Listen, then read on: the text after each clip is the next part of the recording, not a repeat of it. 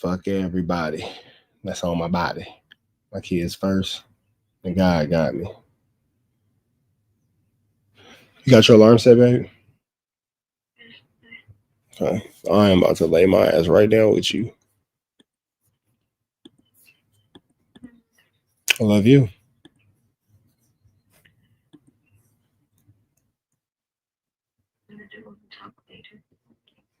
Yeah. We talk about it tonight. We can talk about it tonight.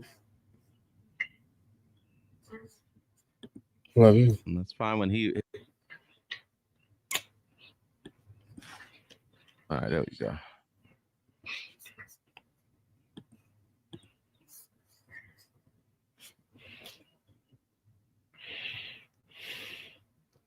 I wonder how I get my chat big, bro. I wonder how I get my chat big, bro.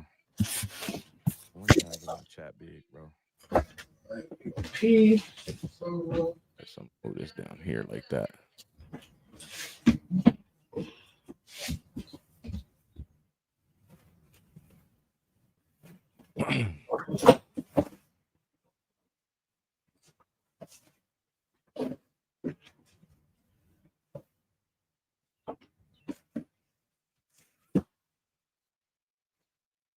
Mess with this stuff real quick.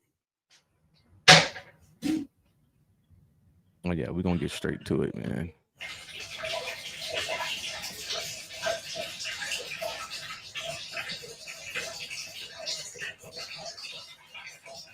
Oh yeah, what it do, y'all, man? Make sure y'all like, share, and subscribe, man. I gotta get straight to it, man, about Gigi, man. That lady is wild, man, and I want to tell you about the phone call that I got last night about this chick, man. All right, how do I do this, bro? Live chat. I'll get this to be bigger, bro.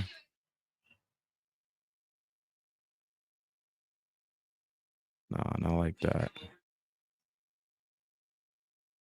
All right, hold on, y'all. Give me a second.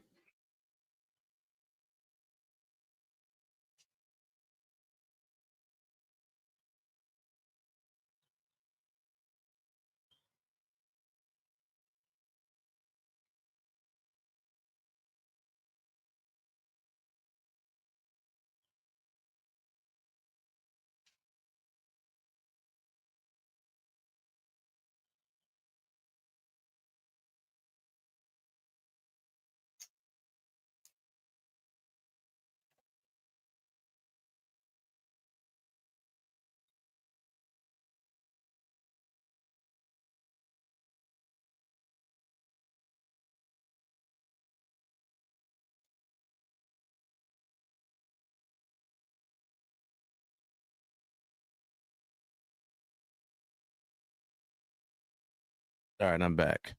Damn, bro. Finally, I've been sick as. Hey, look, I got a lot going on right now, Burger. Let me keep it real, man. With this move in July, we got going to the ranch, getting my house together to sell. I got a lot of stuff going on, man. School, school getting ready to end for the kids, graduations, stuff like that. Haj, what it do, my guy? He had waiting for days. Nah, for real. Hey, Haj, if anybody know, you should know how quickly things, change in my house. You know that firsthand. Like I can tell y'all one thing, and it could be 20 minutes out from that time, and it'll change because of how my house operates, especially with all my kids. You know what I mean? So, your real life more important, yeah. But like I said, we're literally less than a month and a half out from moving to the ranch, so we got a lot of stuff we got to get together as far as this house, the selling it process, clearing it out. The whole process was just moving, period, man. So house got sold. We're in the process of doing all that right now, Hosh. We are definitely in the process of doing that. But it's a lot, I gotta deal with, man, every day. Like I said, if anybody know, Hosh.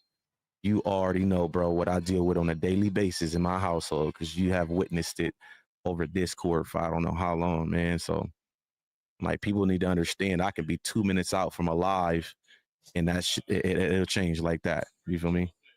But what it do though, man? I decided to pop out for like an hour real quick, man. So I want to tell y'all about of course, I'm gonna show y'all the 600 content. I might as well while I'm live. Also, man, this chick Gigi, man. You know, I understand she got her supporters and everybody over there feeling sorry for this girl, man. But man, that woman is there's a lot y'all don't know, man. And I actually spoke to a couple of her family members last night that actually called me and told me something, and it just shows, man, what I've been trying to say about this girl the whole time. Like, she's a liar. Something's going on with her mentally. But you know, she's a woman, so people are gonna lean towards her more. But it's just sad to see the direction the whole situation with her is going, man. But we're gonna get straight to it though. Hold on, let me fix something real quick.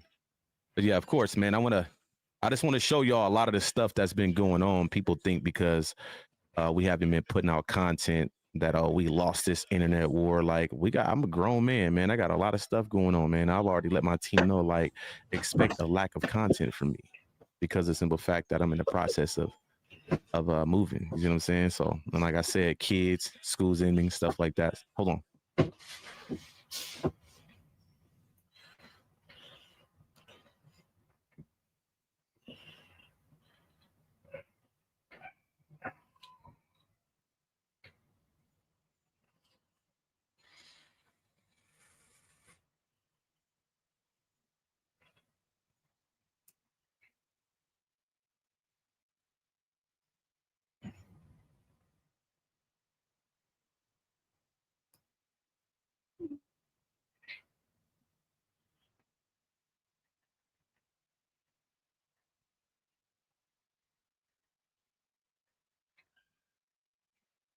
All right, I'm back.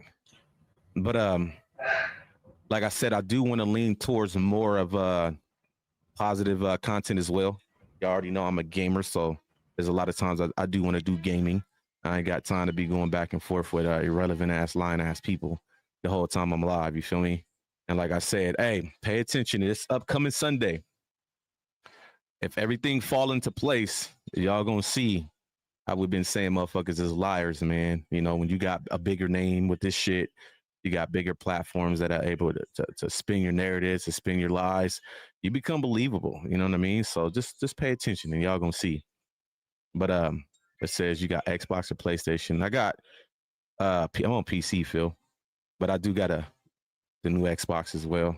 Of course, so you got to keep one of those tucked for games like GTA, because you know GTA 6 is not going to drop on PC the first day. You know, so if you want to touch that the first day, you got to keep a console tucked. So, but I'm definitely on PC. PC is the way to go. But I'm going to show y'all, man. Hold on, let me make a post real quick because I want everybody to know I'm live before I show this content with the boy Snitch on it, man.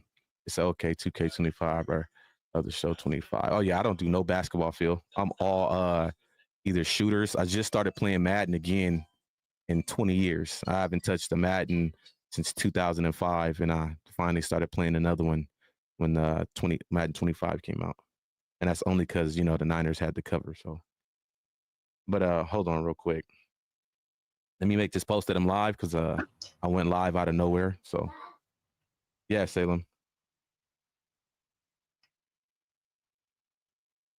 And I want to I don't want nobody to miss the 600 content, man, because I want to show y'all what I've been telling y'all that I had, right? Hold on. Let me post it to my Instagram real quick. Do.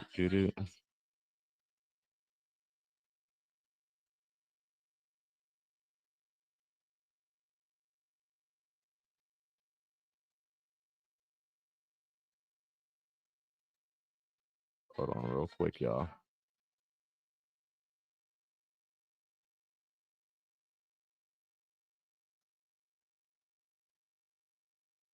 All right, boom. There we go. But if y'all don't know, I've been saying I was gonna drop the 600 content. I know I was procrastinating with it, but I'm gonna finally show y'all, man, because everybody has been waiting on it. So I just want to show y'all the actual.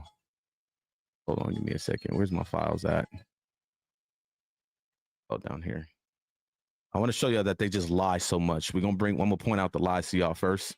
Then we're gonna go from there. It says, "What's up, Hoodlum?" Said, "What's going on?" I missed. You ain't missed nothing, Mary. We just got the live started. Just got it started. I'm about to put up some videos real quick just to show y'all the contradiction in Wack and 600 and how they lie. And I also want to point out how they're using, like I said, bigger platforms to try to clear their name. Like they're all of a sudden trying to like point the finger at everybody else. Like, oh, it was them, it was them, it was them. And remember in the beginning, it was, this is my team. Don't come here. We do this, we do that. To them just pointing the finger at everybody else. Oh, it was Luce Cannon. It was IBM. It was Hoodlum. So I'm gonna just show you how people contradict themselves and they just lie. And like I said, they use Adam and Act with those bigger platforms to spin their lies. So what video I got first? All right, so we gonna get straight to 600. I want to show y'all that he's a liar. And you know, their new thing is trying to put the whole no jumper situation all on IBM. There's a fly in here, all on IBM. And then anybody that seen that whole situation with no jumper, we all know who put the video out first. That's, like I said, that's how I got the video the first time before the actual raw footage was sent to me, was 600's YouTube. But now he got Adam saying that I put the video out first. So this is their narrative they want to spin. And it's like, okay, why are you guys so desperately trying to clear your name with this shit? You see what I'm saying? Says, yeah, I've been seeing a lot of inconsistency in a lot of people's platform and it pissed me off. Right. But this is what they do. It's people like Wack, they use these bigger platforms to spread lies. Like I said, anybody listening to Ack or Adam 22, they're gonna be like, oh, it's true because, you know, they're a bigger platform. But I'm gonna show y'all, man, these motherfuckers, man, they're desperately, for some reason, they're trying to, you know, get away from this situation, man, and I don't understand why. So let's go to this video right here. Okay, I want y'all to listen and watch this. Well, that video that we briefly mentioned, that was the beating at No Jumper, it was actually recorded and sent to 600. And we're going to talk about 600 because you had an interesting phone call with 600, Munchie. But I was talking to someone yesterday. All right, so what Alex Alonso is speaking on in this clip is the situation that happened at No Jumper. Okay, now this is the thing I'm trying to point out. They're using Adam and academics to say, well, Hoodlum put the video out first. If you go listen to the last couple lies on No Jumper, Adam has said it 2 or 3 times. IBM Hoodlum put the video out first, which is a lie. Y'all gotta understand. I just hit the YouTube scene not too long ago. Now, Alex Alonso, anybody who knows who he is, he's fucking huge on YouTube. Everybody knows who he is. How is it that these people with these bigger names didn't know anything about IBM Hoodlum putting out a video? Everybody knew 600 put it out. If I put it out first, I think they would have been saying a long time ago that, oh, the cat IBM Hoodlum put the video out first. Okay, I already did coming in. Make sure y'all hit the like button. Yeah, make sure you guys hit the like button, share, subscribe. But just listen to what he's saying. And this is a while ago, you know what I mean, when the video first, around the time the video first hit. So listen. Today about how did that beating video even get to the internet? And 600 proudly proclaims, I'm the one that dropped it first. I'm the Oh, what it do? I know it's a late notice, man. I went live out of nowhere only because I'm pissed off. Gigi's a liar. And I hope some people come to reality when it comes to this chick. But I'm going to tell y'all about a phone call I got last night from her family, okay? It's just sad. It's absolutely ridiculous. But listen to Alex Alonso. You heard what he said. He proudly proclaimed he's the first one that put the video out. Like I said, if you guys were paying attention back then, everybody know 600 was the first person to put not only the footage, but the raw footage on the internet. Nothing was out there until he did it. Like I said, the first time I had the video is from clipping his YouTube channel before the raw footage was actually sent to me. Okay, so listen to what he's saying. One that released it like that was a good thing, because I was the first one to break, you know, the video. You know what I mean? And now within a few minutes, you hear this dude talking about how he was the first one to break the video. Okay, so the same thing with Wack. If you go back in time, around the time No Jumper, a little bit after No Jumper, you know, these guys was, you know, taking the credit. I was the first one to put the video out. Wack on Clubhouse. Yeah, my team do this, my team do that. Don't come up to No Jumper playing with us. Remember, this is what it was. Even with Adam 22, listen to, I'm gonna play some audio from what Wack said about the whole No Jumper beating. Okay, it says Gigi a liar, but Luce entertainment. No, zero. They're both liars. We're not gonna sugarcoat that. I've already said it here many a times that Luce is a liar. Have I not? How many people in the chat have actually heard me say Luce is a liar? That's facts. He lied about a lot of shit. But Gigi's a liar as well. And I'm gonna show y'all how she's a liar once again. The same thing she tried to do with me when she said I threatened her. Guess what, Zero? Nobody has won that 1K I put on the table because nobody has been able to send me audio where they heard me threaten her. Like I said, you guys heard her say, "Oh, you said you're gonna do what to me?" Y'all never heard me say I'm gonna do that to her. Exactly. Like I said, that 1K offer is still on the table. My dead sister, rest in peace.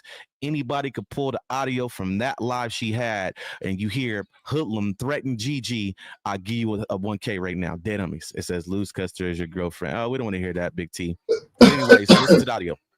My video was removed. Go over there. No, my video was removed within a matter of minutes. Hold on. Let me rewind this, and I'm going to turn it up so y'all can hear it loud and clear. And remember, this is, I think 600 made this video that you hear this audio of like maybe 3 or 4 days after the No Jumper incident. So let's rewind it. Let's listen to it again. And within a few minutes, my video was rewind it. Let me rewind it again. I was the first one to break. Hold on. Like that was a good thing. Because matter of fact, let's just start it over. Listen to this shit. That video that we briefly mentioned that was the beating at No Jumper. It was actually recorded and sent to 600, and we're going to talk about 600 because you had an interesting phone call with 600, Munchie. But I was talking to someone yesterday about how did that beating video even get to the internet? And 600 proudly proclaims, "I'm the one that dropped it first. I'm the one that released it." Like that was a good thing, right? Like I said, why wasn't he saying IBM Hoodlum if IBM Hoodlum was the first one to put out the video? Okay, now listen to 600 and his video he made 2 or 3 days later. Listen. Because I was the first one to break, the video. You know what I mean? And within a few minutes, my video was removed. My video was removed. It's a woman, bro. Of course, she leading off emotions. I mean, I understand that, Zero, but at the same time, don't lie. This is the second or third time she's lied on me. And like I said, once we get done with this 600 situation, I'm going to show y'all. I'm going to show you what this girl does and how she purposely starts shit with people who are not even worried about her. Okay. The same thing with the whole me so-called threatening her. All that started from her texting my phone out of fucking nowhere. I don't communicate with this girl talking shit to me. You know, if a person telling you it's up and I got something for you out of nowhere, come on, man. And she had her lie believing I just called her and started talking shit to her. But anyway, let's listen to the audio. Within a matter of minutes, YouTube removed the video. When I get the video, I was told the video is a skit. It was just a skit, filming of a movie, series. Why don't you believe Wack won't be a part of? I've seen the paperwork, Zero. Y'all not listening to me. I don't care if y'all think I'm lying. I understand certain people I deal with lie, but I ain't gonna lie. I don't have no reason to lie. I've seen the paperwork. They have Adam 22 and Wack in the paperwork as did not cooperate. Now, this is the part I've been calling Adam out on. Mind you, I've said it over and over and over. I was on the fucking phone with Cannon when Adam 22 called not too long after the No Jumper situation and said that the nigga Wack was up there begging for his job to keep his job at No Jumper. That's when he showed Wack the surveillance footage from his building. And Wack literally pointed at every person in the video and named them. And that's what I don't understand about the rainbow guy, Gigi, because the first person Wack named in the video was Gigi. Okay.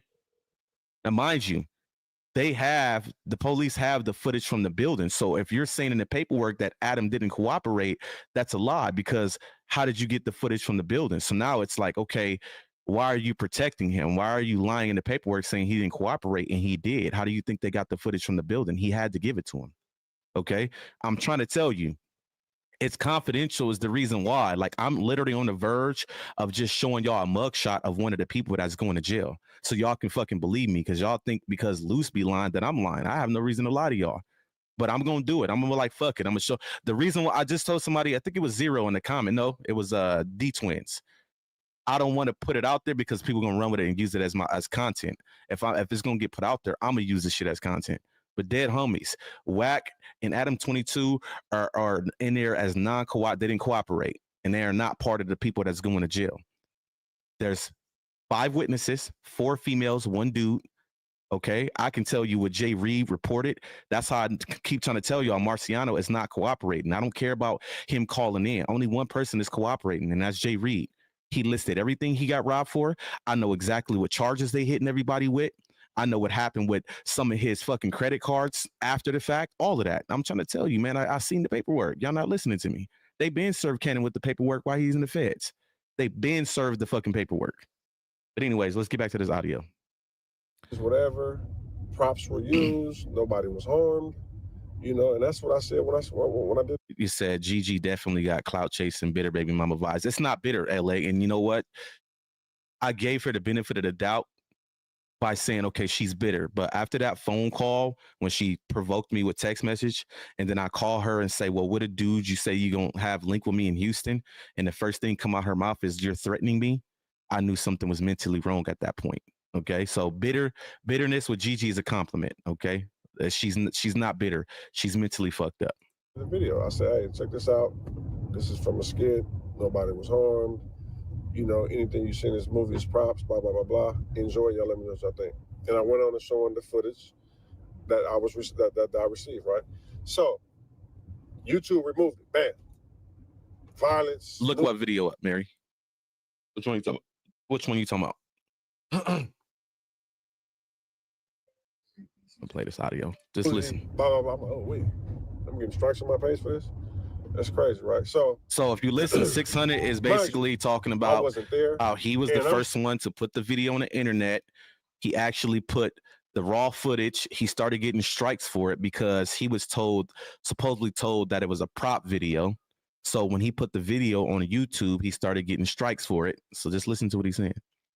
And hey, LA, I swear to God, when I get done with this shit, the new shit they spent on me, and I didn't know anything about it until I got the phone call last night. Okay, so listen to this audio. And like, you know what I'm saying, that video went viral. I don't know how they got the video because my video was. So, Zero, let me explain this to you. Is lying rare? Answer that question. Is somebody exposing somebody baby mama or baby daddy rare? No, there's nothing special about her situation. It's because it's loose. She's clout chasing off of it. If you think that she's over there exposing him because she hate him, she's exposing him because she's obsessed with him.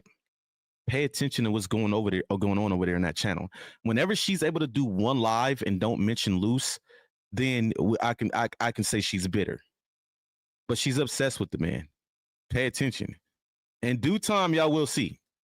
Mark my words. Everything over there is going to start crumbling because exactly what I'm saying right now is going to start coming to light. The girl is obsessed with Luce. Like I said, the girl speaks as if she's still with him. There's no way you're telling me on the phone, we've been together since 2018. Are y'all not catching on to that type of shit? You've never been to our house before. She speaks as if they're still together, okay? You said, how? Retired? How am I obsessed with her and this girl keep plotting on me? And like I said, when I get done with this, I'm going to explain to y'all and show y'all how she keeps plotting on me. I don't even be worried about this chick. Her family called me last night about something she did. But anyways, let's run the audio. Come on. Edited. You know what I'm saying? I thought I had exclusive video. So my video was edited because I don't want to get striked. But next thing I look up, as the day goes by. And that's a lie because his video was not edited. A lot of people got the footage from his channel. He didn't edit the video. It was the raw footage. Okay, because remember, Wack 100 says something differently how he got the footage. We're going to get into that too. I'm going to show y'all how these dudes is just liars and they're trying to cover their tracks because they're so scared to be attached to this situation all of a sudden. Gigi's still in love with Luce. Look at the video she makes about him. Right. If anybody, thank you, Wu-Tang. Like I said, if anybody don't see what's going on over there, that's on you. I can't wait for everything to hit the fan so you can be like, damn, I wasted all my time. I was fooled. It's motherfuckers literally saying, hey, wake up and smell the coffee. Y'all crazy over there. I understand you got people that's going to relate to certain people. There's probably people who've been through what Gigi been through, which is normal. Like I said, you meet a dude, he sell you a dream, pump you up with a kid, dip on your ass for a better female. That shit is normal where I come from. There's nothing, you know, over the top about her situation. That shit happens. It's common. It happens all the time. So if y'all want to sit over there and waste y'all time, in due time, y'all all gonna hate that motherfucker. Watch. The whole video all right, play it out here. Luce Cannon, Wack 100, I'm like, oh, wait, what's going on, right? All right, so boom. I want y'all to listen to that part right there. Like, oh, as the day goes by, though. Listen to the two names he said that went viral with the video after it happened. Listen. The whole video went viral. Luce Cannon, Wack 100, I'm like, oh, wait, what's going on, right? Big band. They all liars. Well, the cameras was already rolling before it really got physical, right? Yeah, that means they knew it was about to happen. Yeah, he meditated, and I don't believe 600 was there.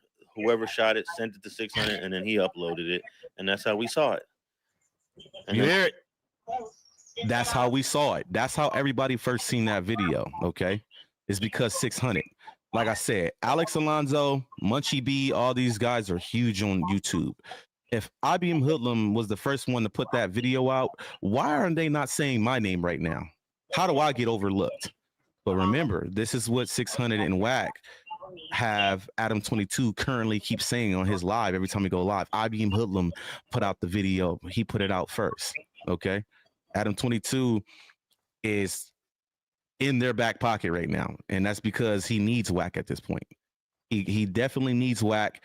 If No Jumper's dying, we already know who's bringing the majority of the numbers right now, Wack. So Wack is in a situation where he can control Adam. Here, I need you this. This is how this is going to go. Now, if you're going to blatantly lie, that means you're hiding something. Remember, what's the whole point of a lie? To cover up something. So boom. All right. So y'all listen to that, right? Now, let's get to this. Now, where's it at right here? Boom, boom, boom, boom, boom. All right, here we go. Listen to this shit. Y'all like, what are you talking about? All right, so I want to pause that right there. Now, mind you, this picture you see right here was a video he made a day after Wack 100 tried to cover his tracks for 600, and I broke it down and I caught him up. Okay, so let me show y'all what I mean. Okay. I'm gonna put it in the chat. Hold on. Well, on the screen. You can book your travel directly with American. Please contact your travel agent or other third party where you booked your travel. So I'm gonna show y'all what I'm talking about. All right. So here's the first lie. Okay. Here's the first lie. Describe how we can assist you today. Which I've already spoken on this before, but this is the first lie. Like I said, my whole thing is to show that they're liars. Okay. You can say what because everybody's gonna call Luce a liar. We all know they lie. Blase, whatever. Right. All right. So let me go here real quick. Do you guys do cargo travel for pets? I don't know why my alarm's going off. Instagram. Which would you like let me to pull do? this over here real quick. You can say what reads right. And boom, messages. Temperature restrictions for pets, or say something else. All right. So remember, in the beginning of me pointing out that the nigga 600 put the video out first, they were desperately trying to cover their tracks with the video, right? So remember, Wack makes a post. Hold on, let me pull this down real quick so I can see the chat. All right, Wack makes a post, right? And this is what he says right here. He's pointing out, if you look at the arrow, he pointed out the time and date, okay? The time and date says Saturday, December 28th at 8:08 p.m. Now, when you read the caption, right, on that post, right, where's it at? Here, right? It says, this bozo is literally talking about himself. Talking about me, right? Luce Cannon sent Christopher Lovejoy, 600, your post to repost, dummy. Then you put my name on the post. I've never met you in my life. Don't reference or mention me. You're the police, it seems. Right? In a few words. So, and what he was trying to say in this was, well, the reason why 600 got the video to post on his YouTube is because Luce Cannon sent him your video, which is this one right here with all the writing on the screen, to repost on his YouTube. Which would you like to Okay? do? So this is where Wack fucked up because, like I said, anybody that's seen 600's YouTube, when he uploaded the video, it didn't have all this on the screen. Okay, I even showed timestamps, so I've already proven that, right? Tell me what So you're talking about. You when can you also go, say things like change flight, hold on. book a new reservation, or flight status. Speak to an operator.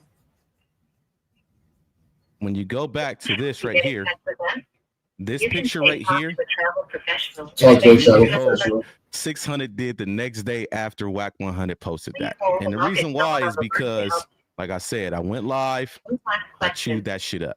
So on this one, he's admitting, okay, well, Luce Cannon sent me the raw footage. He's trying to show his phone that Luce Cannon sent him the footage, right? That says Friday, right? December 27th. So there's your first lie that Wack tried to put on me. Oh, Luce Cannon sent him your video. That's how he got it. And he posted on his YouTube. I chewed that shit up because we all seen the video the nigga 600 put on his YouTube. It didn't have IBM shit and writing all over the screen. So plan B. Okay, let's try to clear it up by saying, okay, well, Luce did send me the video. I did post it, but it was already posted on the internet by somebody from his team. So there's a lie right there from Wack in 600. Because on this, he admits that, okay, Cannon sent me the video. So now we're the liars. Oh, what's going on now is Yes. Alex Alonso, Luce Cannon, Listen to this shit.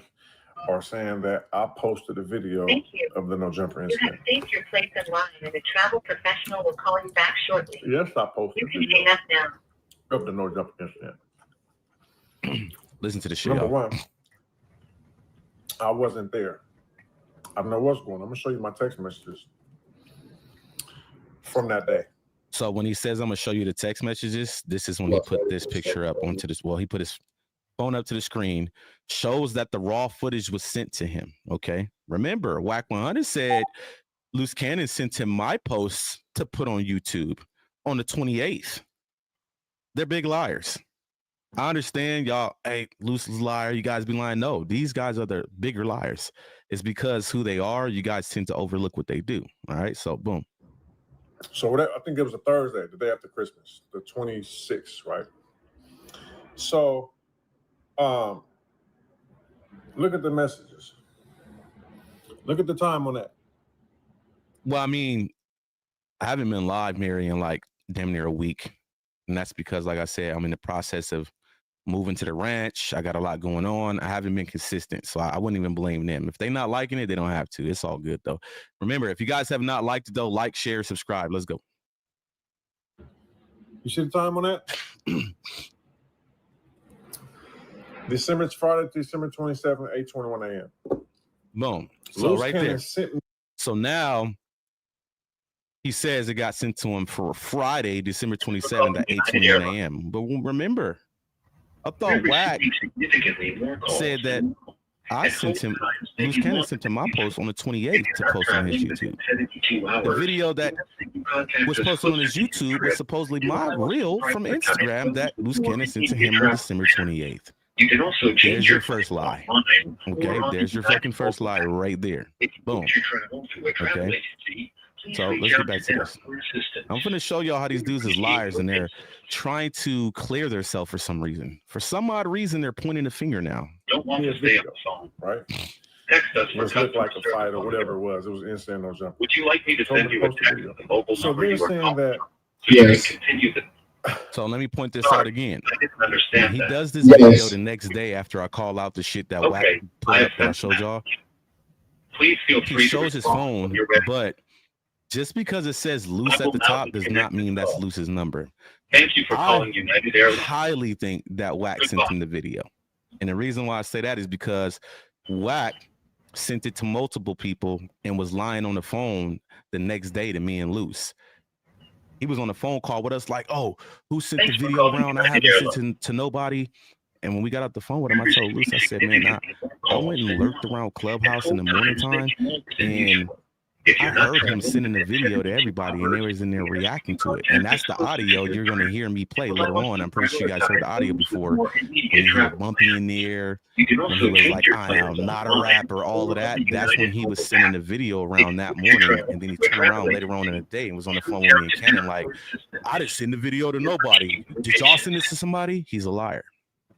All right, so boom, let's go listen to that. I posted the video. Number one, the video was already posted service on the go early that morning. Would you like me to send you a text from his other team, wherever they posted it, right? All right, so he said his other team, wherever they posted. There's only one person that actually posts content, especially around this time, was me. I'm the only IBM account that really posts shit on Instagram. Nobody else really does the content. I've already shown timestamps. You can't refute timestamps. Timestamps are like DNA. Okay. We see my timestamp when it was posted on the 27th, which was 5:51 in the evening. He posted his video December 27th in the morning. Like, are you traveling entirely with Adam 22 is on No Jumper saying IBM Hoodlum posted the video first. These guys are lying for a reason. Pay attention. Are you traveling entirely within the United You States? said Luce and Wack getting charged for this for sure. No, Wack's not. Wack is not getting charged for the No Jumper shit. Like, I'm so close to showing that I got proof of the paperwork on me because people keep thinking that he's getting charged. It's a reason why Wack is still going up to No Jumper, still feeling like he's okay, still feeling like there's nothing gonna happen to him. It's because he knows. It's fucking fly, bro. Okay, he knows he's not getting arrested. I keep trying to kind of tell y'all. Okay, it did. You answer that question, Zero. Did Kip and Rob take the watch? You Thank you for calling American Airlines. Your call Wack may be 100 recorded and monitored to told ensure Adam to tell the world that I told on Cuban Rob. This is how they spin the narrative. He's on his live saying, yeah, IBM Hoodlum is the one that told on Cuban Rob for taking the watch. I ain't say nothing about the whole watch situation until 2-3 weeks ago. There's YouTube videos of people already saying Cuban Rob took the watch from 3-4 months ago. But this is what they do. They're trying to pin everything on IBM. They're trying to wash their hands with this whole situation. But listen. You can also say things like change flight, book a new reservation, or flight scanning. It was removed. Once again, Big Ben, Wack is not getting charged. Why are y'all not hearing me? Marciano called in to SBGB TV. I know that. I'm trying to tell you. Just listen to me one time. I don't give a fuck if you think somebody lying to you or not, Big Ben. I have seen the paperwork. Marciano is not cooperating. Dead homies on my dead sister, rest in peace. Jay Reed is the only one cooperating. I understand Marciano, like, okay, I want justice. I want to see what happened will happen to him. But I'm letting you know, in the paperwork, they don't have him cooperating. They're saying that he's not cooperating with authorities. How do you think I knew his name? If you guys don't know, I'm the one that gave SBGB TV community Marciano's real name. Nobody even knew his real name over there. And the reason why I know his real name is because of the paperwork. His real name's in the paperwork. I can't show the whole paperwork. I will show some part of it, but I'm not going to show the whole paperwork because it's confidential. I'm not even supposed to be telling y'all anything in the fucking shit. You know what I'm saying? That's not what he said exactly, Big Ben, and I'm trying to explain that to you. Of course, he's not going to want to let you guys down. He's not going to say, I'm not cooperating. He's going to just go with the flow. But I'm telling you, God strike me down, and my dead sister, rest in peace. He is not cooperating. And there's a reason why, and I've already explained that to you. It's because he's on probation. He's on probation for the drug trafficking case he caught in Mississippi.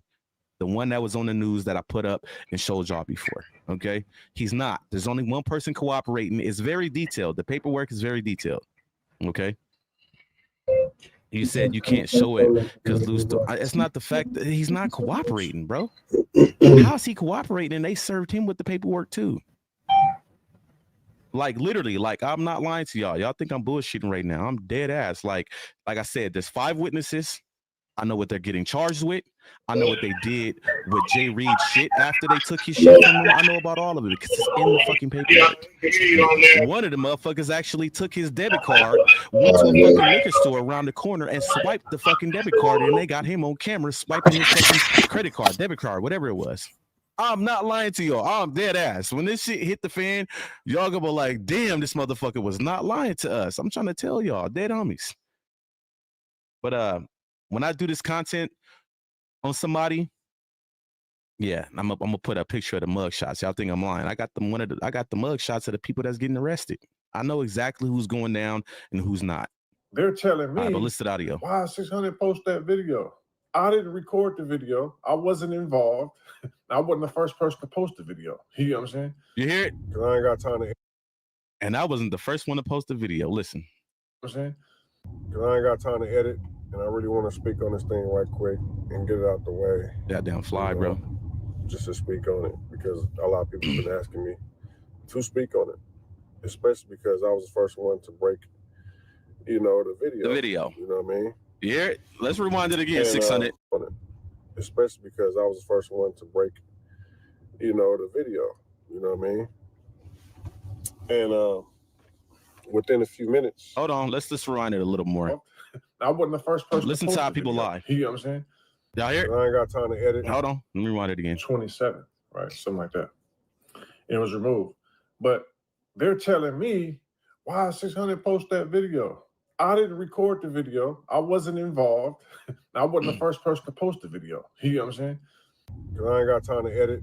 I wasn't the first one to post the video, right? Listen to this dude. Out the way, just to speak on it, because a lot of people have been asking me to speak on it, especially because I was the first one to break the video. You know what I mean?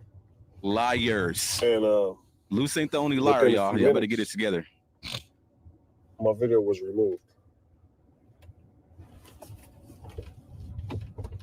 Excuse me if I'm driving, if I'm not giving you my attention, but let me show you something right quick. Remember, my video was removed. Wack. I thought Luce Cannon sent him my reel to post on his YouTube. Why are we admitting to, he put it on the shit himself? All motherfucking cap. And like I said, they got the internet food, and they got a lot of y'all in my chat food right now. Let's go. Within a matter of minutes. You know what I'm saying? What that say? There's a fly over here fucking with me, bro. You see what that say? Kill his ass. YouTube removed the video. He said, think you are our fronting. So, hey, kid, when I get the video, what makes you think that I'm fronting? What has Hoodlum done for you to think that I'm fronting? Answer that question real quick. I would love to hear you answer that real quick. Yeah, that fly going crazy, and I hate them motherfuckers, bro. I'm gonna kill his ass too. Come on, Kid Q, we waiting on you. Think y'all all fronting. Give me one reason why IBM Hoodlum is fronting to you right now. I would love to hear it.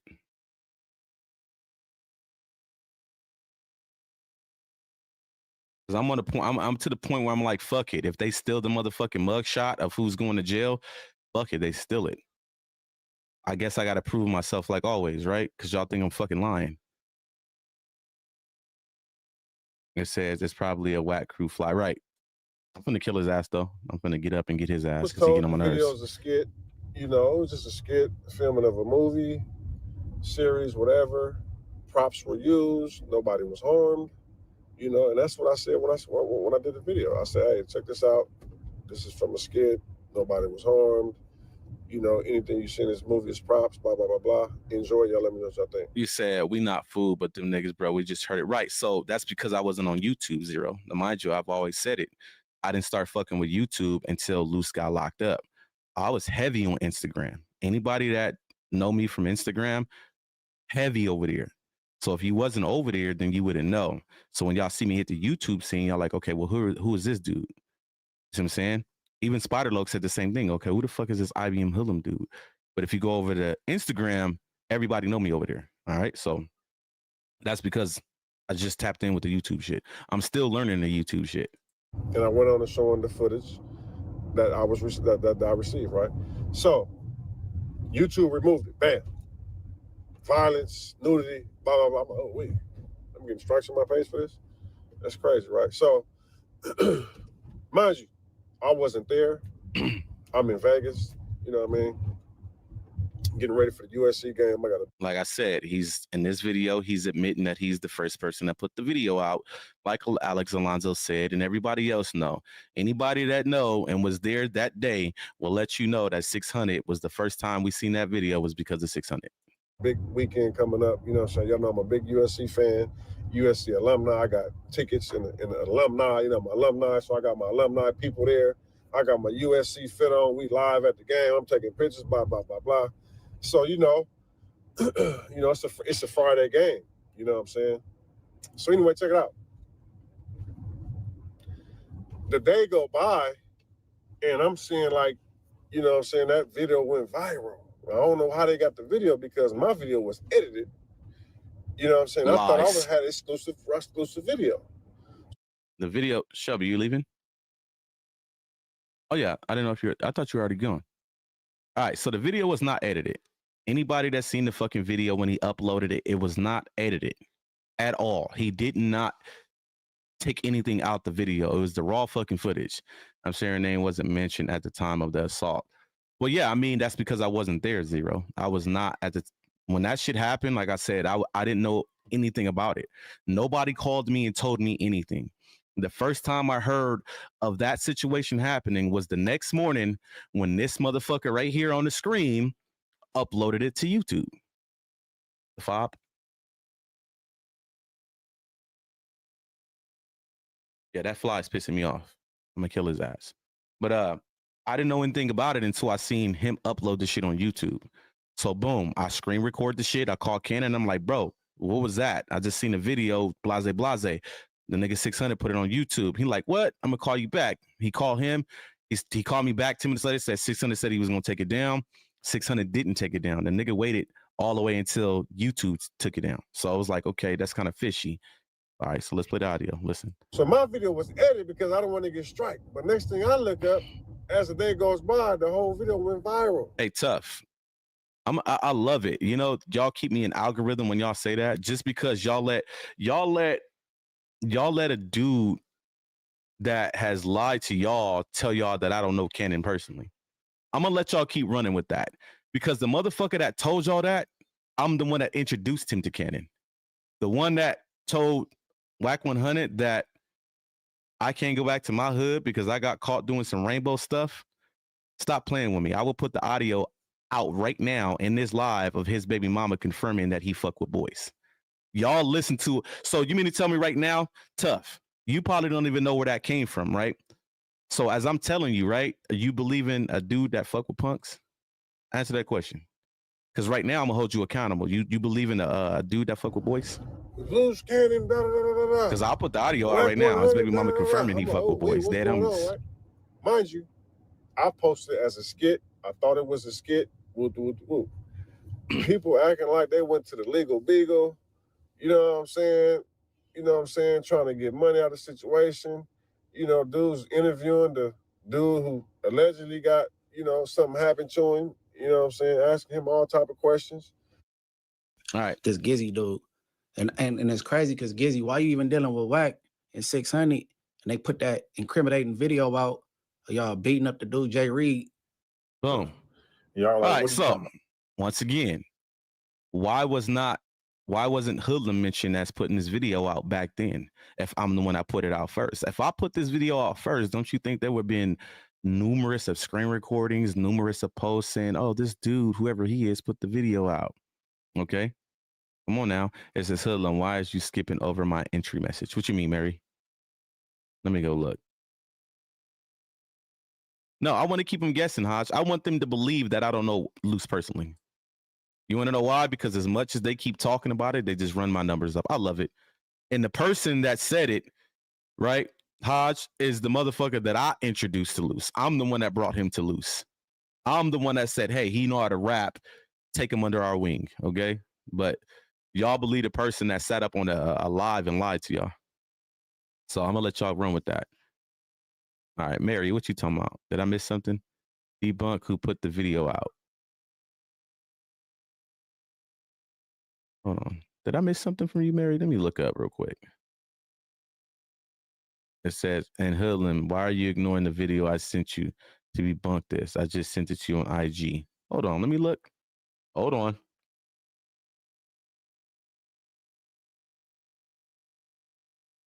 Hold on, let me go check real quick because I did not see that. Where'd you send it to me at? Oh, request. Is this you? She stay good. Mary, is that you?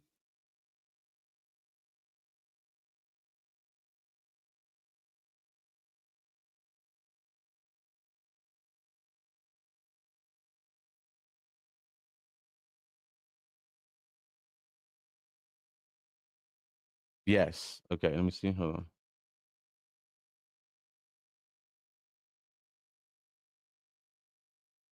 I can't hear shit. Hold on. I can't hear nothing, bro, on my phone.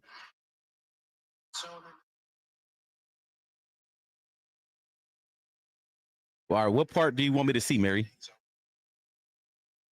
Do you have like a timestamp I could speed it up to? Shout out to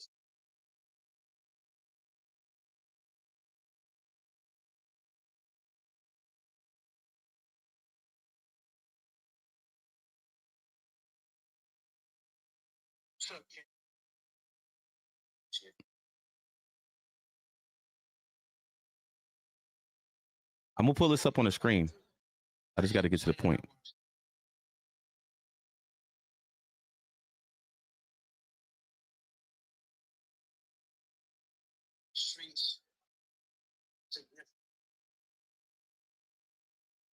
All right, so let's look it up and watch it.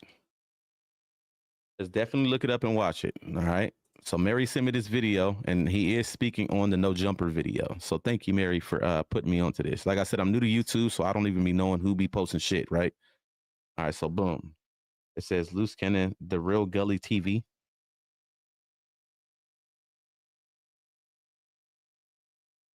You know what? 4 weeks ago. All right. Cannon paperwork released. Let's find that exact video real quick. It's a video, right? Not a live.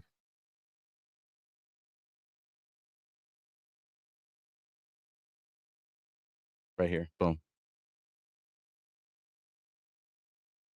All right, so let's listen to it. It says this off the East Coast side. Got you, Mary. There's a Luce Cannon sent the video to Gully TV. That's how he got it. Well, listen, right. I mean, I don't care who sent the video to who, right? Because eventually the raw footage got sent to me. My whole thing is the first time I seen the video is because 600 put it on his YouTube. Because they're desperately trying to distance themselves from this whole situation. They have Adam 22 currently saying right now that I'm the first one to put the no jumper video out, which is a flat out lie. He's already admitted he put it out on the 27th in the morning. When I put the fucking video out, which is on my Instagram, which is a reel, and it's fucking super edited. You don't see no guns, no none of that. Was in the evening. So I've already proven that with timestamps. But they still have Adam 22 trying to spin this narrative that I put this video out. The first time I seen the video was from the motherfucking channel. You know you watching The Real Gully TV. I got a few things I want to run by y'all. It's been a long day. But let's see what he's talking about. Listen to shout out to Seti Nash. Seti Nash. He states he was the first one to post platform is kind of reliable. Well, I don't think so. I know the first time I seen it was through 600. Well, I no longer go to Pacer and spend. You know what? He could have posted it. I don't know. I don't even know who this dude is. Oh, are you saying he's saying 600 was the first one to post it? Money on the paperwork and shit like that. I was doing that when I was covering like Alpo, Wayne Perry, Sean Branch, and all that type of shit. But I don't do that no more. Gully was okay. Anyway, so let me listen. Shout out to Seti Nash. He's somebody who has been retrieving the paperwork in regards to the Rolling 60s case. And I listened to some coverage by him a couple hours ago. I wanted to give y'all some feedback on some things. Because every time I hear this, every time this video is mentioned, I just cringe. I'm like, man, I can't believe I was involved in that shit. But all right, boom. So this is probably where he starts talking about it. Thank you for sending me this video, Mary, because like I said, Adam22 is currently IBM Hoodlum put out the No Jumper video first, which is a fucking lie. The first time I ever put anything on that video on the internet was in the evening, 5 something in the morning. I mean, in the evening. I got the proof. I got the timestamp when I posted it. Anyway, everybody who followed Gully TV, y'all know that I had, you know, kind of like a media relationship with Luce Cannon. He used to be on my platform all the time. Right? He also used to send me videos. One of the videos was someone allegedly trying to rob him. And there was, you know, people in the comments saying that it was fugazi or whatever. And, you know, he was, y'all call it clout chasing or whatever. And there was another video that appeared on my Patreon, and I put it on Twitter. And I never would have thought that this video would have played such a big part in this case. So much so. Is he saying that he put the video on Twitter? I'm really like blown away that I had a hand in that video. But I went back and I looked at the thread of me and Luce Cannon, you know, text messaging each other. We used to talk on the phone sometime, but primarily our communication was, you know, through text messages. I'm looking at his Twitter right now. So I went and looked at the thread of him texting me, and he sent me that video out the blue. Boom. What's up, King? He used to call me King and shit. Yeah, he called everybody King, so I know he deal with Luce. Got something for you. Boom. This fucking video fly, bro. I hit play and I watched the video. Hold on, y'all. I'm gonna kill his ass. Give me a second. I just remember hearing that pistol whipping sound. Like, you've been in the streets any significant amount of time, you done been around pistol whippings, you done heard that metal slapping up against somebody's wig and shit. But that sound is unmistakable. And that's the first thing that jumped out at me. I'm like, damn. So I hit him back. I'm like, man, you niggas is crazy. I'm like, you niggas is crazy. I'm like, when did that happen? He like, today. I'm like, you want me to put this out? He like, yeah, man, you got it and shit. I'm like, I knew this video was trouble. I knew the video was trouble. I knew that it was too graphic for YouTube. I think some platforms might have got away with putting it up. Just a little bit, maybe like 5 seconds of it or some shit like that. Probably not the actual pistol whipping part, but, you know, you probably seen the landscape or seen the scene of, you know, the depiction of what was going on. I asked him where this happened at. He said, this shit happened outside. I get up and I can't find the motherfucker today and shit. I'm like, well, I thought it was a robbery and shit. I'm like, what happened? He was like, oh, some niggas was coming to check Wack. And, you know, we got with him and shit. I'm like, damn. So I got off the phone with him. And I said to him, I was the only one that got it. This video, it just went crazy everywhere. I'm the only one that have it. I got it straight from the horse's mouth. He gave it to me. I went and filled out my Patreon account that I hadn't used since the Haitian Jack, you know, era and shit. And I uploaded it there. He said it's behind me. Probably I told all my followers on the live stream that they can go and watch this explosive video that I have on Patreon. I'm like, y'all want to see this, but I really didn't want to too much talk about it. I knew there was trouble. So what I did was I just got the premium account on. There's a moment when an idea becomes more than just a thought. When you feel it. On See, Twitter, I didn't even know about this dude. You know, like at 5-6 minute videos, some shit like that. I put it on Twitter.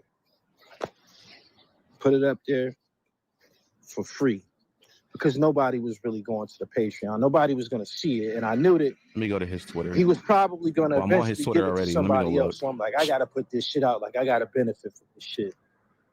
So I put it out. And I ended up taking a nap. And I got up and I said, let me check on this video. And I went and looked on Twitter. 1.4 million views. I said, God damn. Right. So 1.4 million views, but Little old Nil Signal didn't get nothing like that. Or Hoodlum. I didn't get nothing like that. That's because my shit came later on in the day. This shit was old. 4 million views and a warning from Twitter. They kind of threatened me, like, you know, your account can be terminated. Blase this. I'm looking at how many new followers I got on Twitter. I think I ended up getting like 2,000 new followers. It says, I think I posted that. This was under one of your videos when it came out. I'm saying to myself, these Cali niggas is crazy. I'm like, how is he comfortable? I'm looking at this shit right now. On camera, like it's aggravated assault. The guys who was assaulted or whatever, they ended up putting out, you know, like a public statement saying that they were coming up there for peace, and one of them was supposed to have been a preacher or some shit, whatever. And they was gonna seek legal action against Adam 22 because it happened on his property. I don't know what became of that. I believe one of them dudes' name was J-Rock. But when that shit started to get real big, I hit Luce Cannon up, and I'm like, so I wanted to go live with him and ask him about it. He still has the and video I think we did discuss it briefly. And he posted it after 600. He posted it on the 28th. Something. Remember, I've always said it. Remember, when Academics, all the bigger people posted it was like a day or two later after 600 posted it. Okay. And that's when it really took off. He posted it on the 28th. 600 posted it early morning, the 27th. That was the first time I ever seen that video. Is from when 600 posted it on the 27th. Early morning, 27th, he posted it, which was literally right after he got the fucking video sent to him. I just checked his Twitter. He didn't post it until the next day. Okay. But people are still claiming that they're the first ones to post the video. With no ski masks. You clearly hear the metal. You hear the pistol and shit. Like you almost can. I believe you could even see it. I only watched that shit in totality, even though I'm the one that put it up. I only watched that shit in totality like 2 or 3 times and shit. And I haven't watched it in weeks. But when them niggas got in trouble and I started to hear about that video in the paperwork, it was in Big U's paperwork. You don't have Twitter? Yeah, I just looked. He posted it on the 28th. Did this nigga gave which was a day later after 600. And I started somewhat, I won't say guilt trip, but I'm like, damn, man, I had a hand in that shit. You know what I'm saying? But they gave it to me. He gave it to me. All right, so boom. Like I said, I don't take nothing from when people say, okay, well, this video was sent to me by Luce. Say Luce did send it to everybody, right?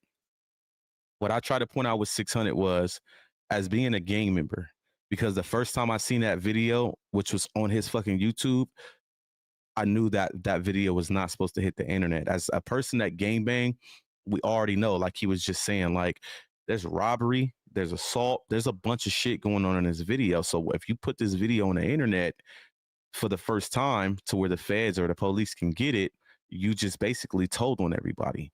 So my thing was, as a person that bangs 6-0 and you really from 60s, I don't give a fuck who told you to put the video out. If the president told you to put the video out, you was never supposed to put that video on the internet. Okay? Never.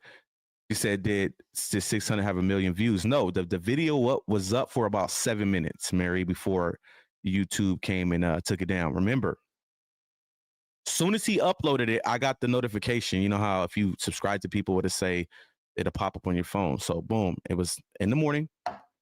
Like I said, nobody from IBM, not Luce, nobody that was there called me and say, hey, this happened. I was oblivious to the whole situation. The next morning, I see the little notification go off. I was on Instagram scrolling at the time. 600 uploaded a video. Boom. I go over to YouTube, and that's when he was in the beginning like, oh, this is a prop. Nobody was harmed, blase. And then the video came on, and I'm like, what the fuck? And I'm watching all this, and I'm like, bro, this is real. This ain't no prop. So I had to rewind the motherfucker, hit the screen record. I screen recorded the whole thing. Once I got done screen recording it, I called Luce. I'm like, Luce, bro, I just seen a video, whoop at No Jumper. I'm like, 600. He like, where? I was like, 600 put on his YouTube. He like, what? Because I'm going to call you back. He called 600. He called me back 10 minutes later, and he said he told 600 to take it down, and 600 said he was going to take it down. But 600 didn't take it down.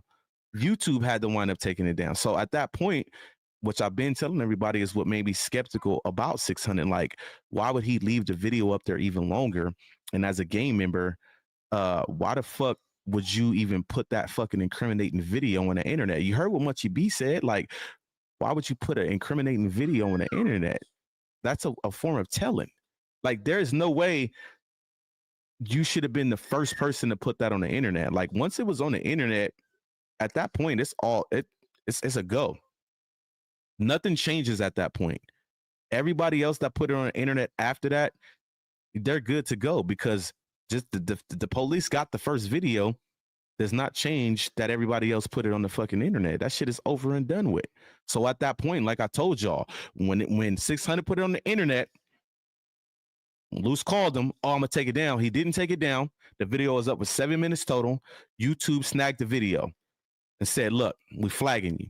An hour later, that shit was out of control.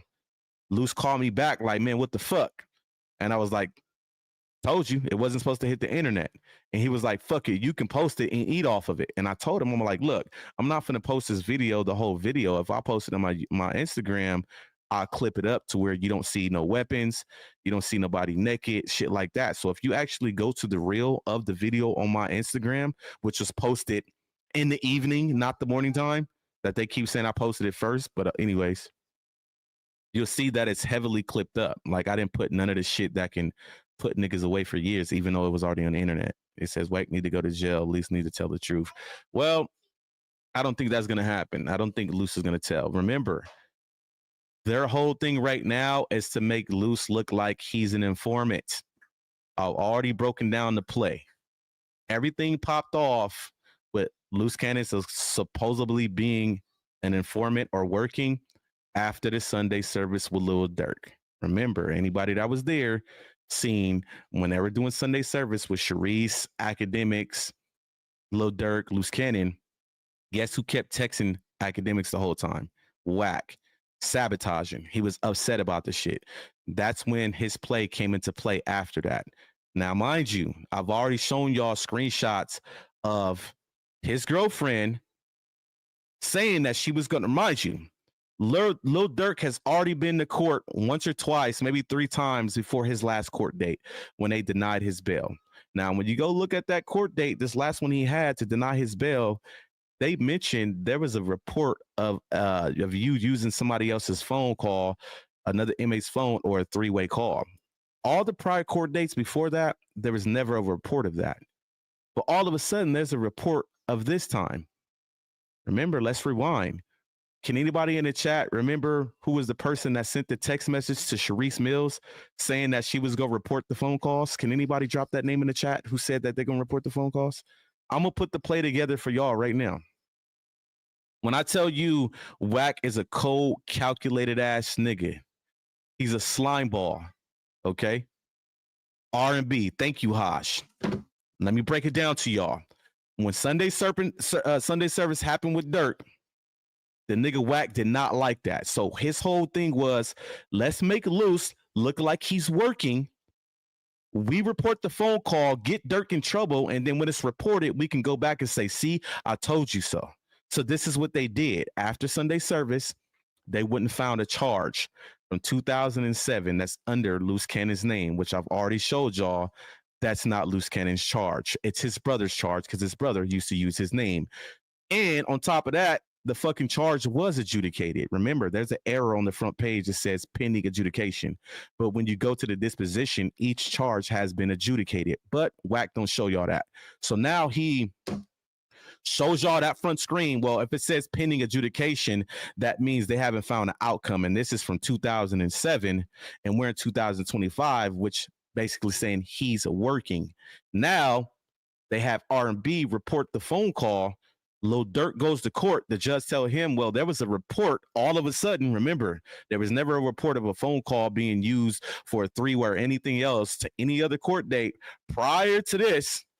Now there's a report of you using a 3-way call and somebody else's, another inmate's phone call. All of a sudden, R&B already had said she was going to report the phone calls. This is their play. And now when he gets reported, what does Wack do? He go right on Academics. They read the shit off. Well, why was he denied bail? Oh, because the judge said something about a 3-way call. Look, I told you so. That shit is cold set up. Make Luce look like an informant because he had him on the phone at Sunday service. We can make it look like he lined Dirk up by putting him on that phone call. Well, guess what? I don't know if I wanted to announce this to y'all, but somebody else is coming on Sunday service again. So if this person comes on Sunday service again, are y'all gonna believe me then? And Whacking him gonna look real fucking goofy. Because remember, he's talking to academics and Adam 22 as if he's in the fucking feds with them. Oh, he went up to Lil Durk in the day room and told him, hey, I can get you an interview with academics. That's the only reason why Lil Durk agreed to it. That's bullshit. And I keep telling y'all, I'm the one that makes the Sunday service flyers. If y'all don't watch this shit, bro. Canva, watch this. I will show y'all Canva. Hold on, let me get my Chrome up real quick. I'm gonna show y'all, bro. I'm the one that makes the fucking Sunday service flyers. Okay. Academics was not added, mind you. It was supposed to just be Lil Durk and Tia Cripps. Academics came the next day when they decided to call me and said, well, add academics to the flyer, which was that Sunday, which was the same day it was supposed to happen. The day before, the same day. Look, I'll go down. Okay, so this is the Sunday service flyer. Okay, so whenever you create the Sunday service flyer, you have a version history, which lets you know how many times you've changed it. We use the same flyer, and all we do is just change the people on it. This is what I do, me and my wife, right? So I will go down and show y'all when Dirk was added to this. Okay, let's find it. That's the one I was on with Sadie Nash and Flacco and them. Hold on. I'm going to go up. I'm going to find the one with Lil Durk, okay? And I'm going to show y'all that academics was not on it at the time because he was not supposed to be a part of it. Remember, Wack has it, oh, they lied to him and said he going to get an interview with Lil Durk. With academics, that's the only reason why he did it. Academics was not even supposed to be involved with this at all. I got the call at the last minute, like, add academics to the flyer because he wants to come on the show. Wack spins that and says, well, Luce went to Lil Durk in the day room and told him, yeah, if you get on the phone with academics, blase, which is bullshit because he wasn't even supposed to be a part of the show. So let me find it. I'm in front of version history. Watch, I'm going to show y'all. Where is it at? All right, boom. All right, so April 27th, right?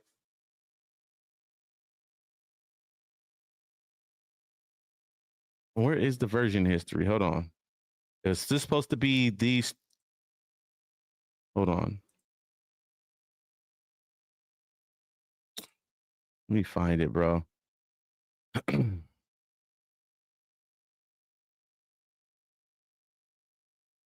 Auto saved.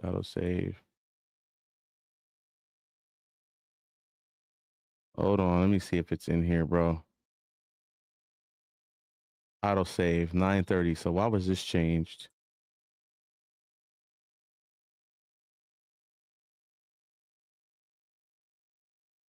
What the fuck happened right here? Why is this like this? This shit's all over the place. Hold on. Ack wasn't supposed to be added until the day of Sunday. He was not supposed to be part of the show. I'm trying to find the version history of it because it's all mixed up. You see here, Tia Cripps was on there before academics, but it's all fucked up. Autosave. If you look here, she's not on there at 9:03, but 5:07 she was there. I don't know. This shit's all over the place. But academics was not supposed to be a part of the show. I got the call at the last minute, like, add academics to the flyer.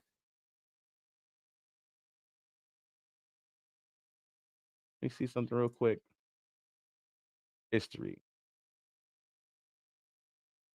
How many Sundays was that ago? I can actually show y'all when I actually looked up a fucking picture of this motherfucker, bro.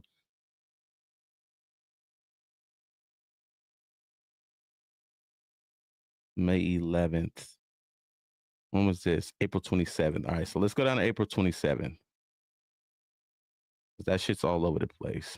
And y'all gonna see that I actually searched up to look for a photo of this motherfucker.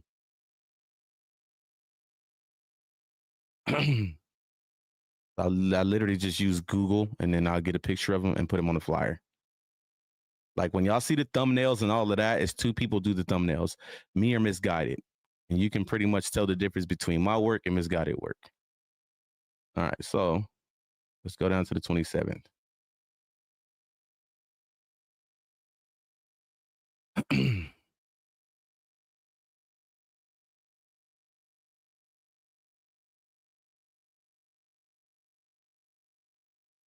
'30th. All right, we're getting close.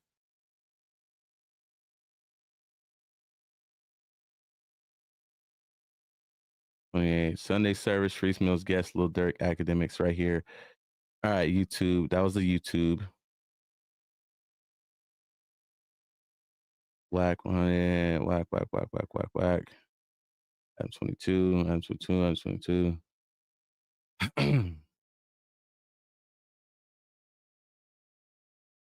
And it was Cannon. This is all YouTube.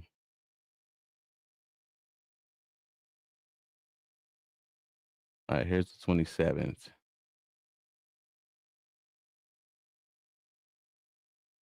Let me find it. Right here. There it is, the 27th, right? DJ Academics photo. Right there. On the 27th. Now let's go down when I look for the Lil Durk picture into your Crips.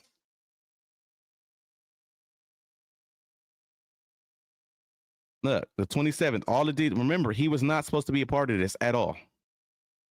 All right, so as you can see, in the 27th, there's no search for a Lil Durk picture here at all, okay? None whatsoever.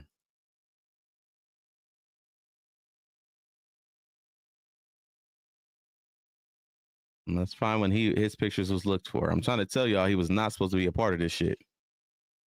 TikTok.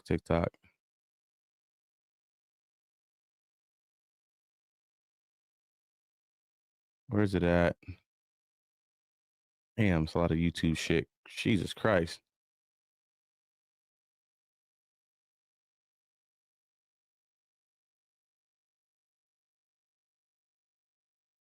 Michael Kors.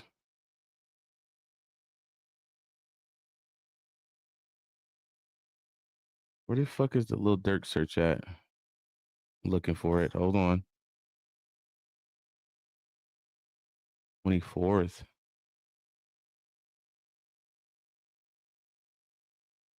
That's it. Spam.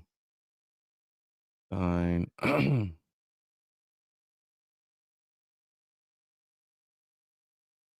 Where the fuck is his shit at? Hopefully I didn't overlook it. It says, bro, YouTube's what? Type in the search bar hood. Oh, up here. I didn't know that. It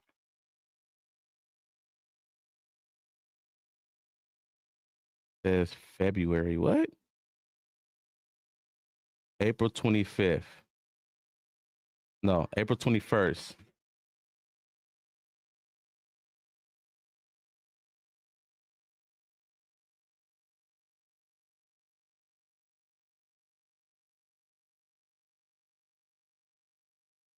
All right, so let me see what this is.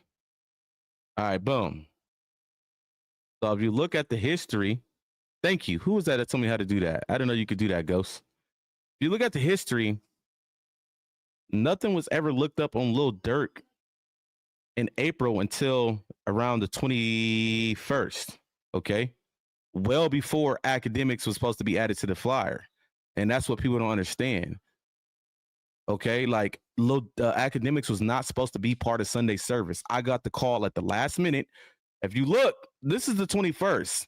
I didn't get a call about academics until the 22nd. Look, Lil Durk, Google. They go to pictures. Look, this is how we got the fucking Lil Durk picture. There it is right there. I like to put receipts on the screen for a fucking reason, bro. And remember, Wack 100, oh, he went to the day room, told him that he gonna get an interview with academics, and that's how they was able to get them on the phone. No, that's a fucking lie. Academics didn't come into play until 6 days later. What day was the 27th? I don't even know what the 27th was. I guaranteed it was a Saturday or Sunday because it was last minute. So let me look up on the calendar. April 27th was what day? Watch this shit, bro. Calendar. Go back to April. Sunday. April 27th was the Sunday of Sunday service that they was on. And this is what Wack is going around telling everybody, oh, he told him about academics. That's the only reason why he did it. No, Lil Durk and Tia Cripps was the first people who was on the flyer. Nobody said anything about academics until last minute. Dead homies. The proof is right there. It's in my search history. You don't see no motherfucking... Let me see. How did I get Tia Cripps? Let me see if she's in here. Oops. Let me see what her search was.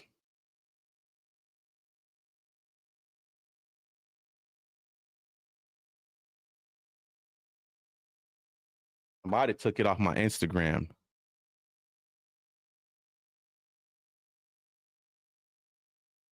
Let me see, Cripps. Which photo did I use? That might have came off my Instagram. Cripps. Let me see what photo I used. Because it might have been the one from my Instagram. That's probably the one I took off. I'll just screenshot it and then remove the background. That's all I usually do. Where did I get that photo from? Let me look. Hold on.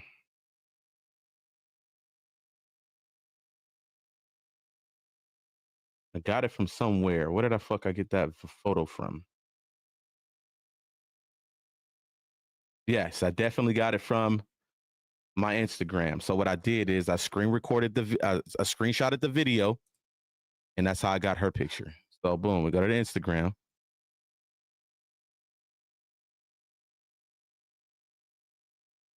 And it's in my pinned shit. And then all you do is just flip the image. It's right there. So I got it off this video. I screenshotted it, right? And then you just flip it and then you put it on the flyer. There she is there. Same outfit.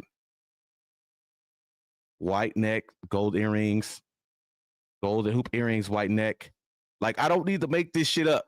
Like, I will put the receipts on the screen. Academics was not supposed to be a part of Sunday servings until last minute on Sunday. So all of the shit Wack trying to do with, oh, they told him that he gonna have an interview with Ack is the reason why he didn't know. You're trying to cover up from yo bitch is the one that called and reported the phone call. She already had text Sharice and told her she was gonna do it. If you guys don't know, R&B is the weak link over there. She's the weak link. She's the one that exposes their business. She's the ones that open her mouth too much. She always doing phone calls, text messaging people, exposing a bunch of shit. That's what she fucked up, is because she already told Sharice before that she was going to expose. She was going to call up there and report the fucking phone calls, bro. I probably still got the shit right here. Watch. And y'all can go match the data if you think I'm lying. So that was the whole play. Make Luce look like a rat. When Lil Durk get reported for the phone call that R&B called and reported, it's going to look like Luce Cannon is working because he lined him up by putting him on the phone. Like, when I tell you the nigga Wack is cold and calculated, remember, he had R&B report me for threatening her. Third-party snitching. So here, let me show y'all. Remember, I put it up on the screen before. Here we go. Right there. If he wants to keep his phone privileges, he should keep my name out his mouth. She already said something about reporting the fucking phone call. Durk goes to court a week later after this, and all of a sudden there's a report of him using a phone call. Who phone? Can anybody in the chat right now answer who phone that he used to talk on to get reported? Anybody know? I'm pretty sure y'all should know. Which phone call or which phone, inmate's phone, he used to get reported at his court date? Answer that question.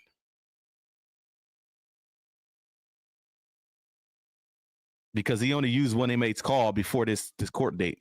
Luce. Thank you, Ghost.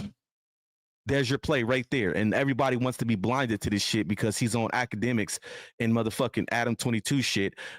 He's an informant. We've already shown that the charges that he's trying to call him an informant on have been adjudicated. Why you think you haven't heard anything about those charges anymore, Ghost? The 2007 charges, they're trying to say he was an informant and working. What happened to y'all talking about that, Wack? Is because I chewed that shit up and showed that the charges were adjudicated. 4 was dismissed. 1 was pled guilty to. There was time served and probation. And come to find out, it was the brother's charges.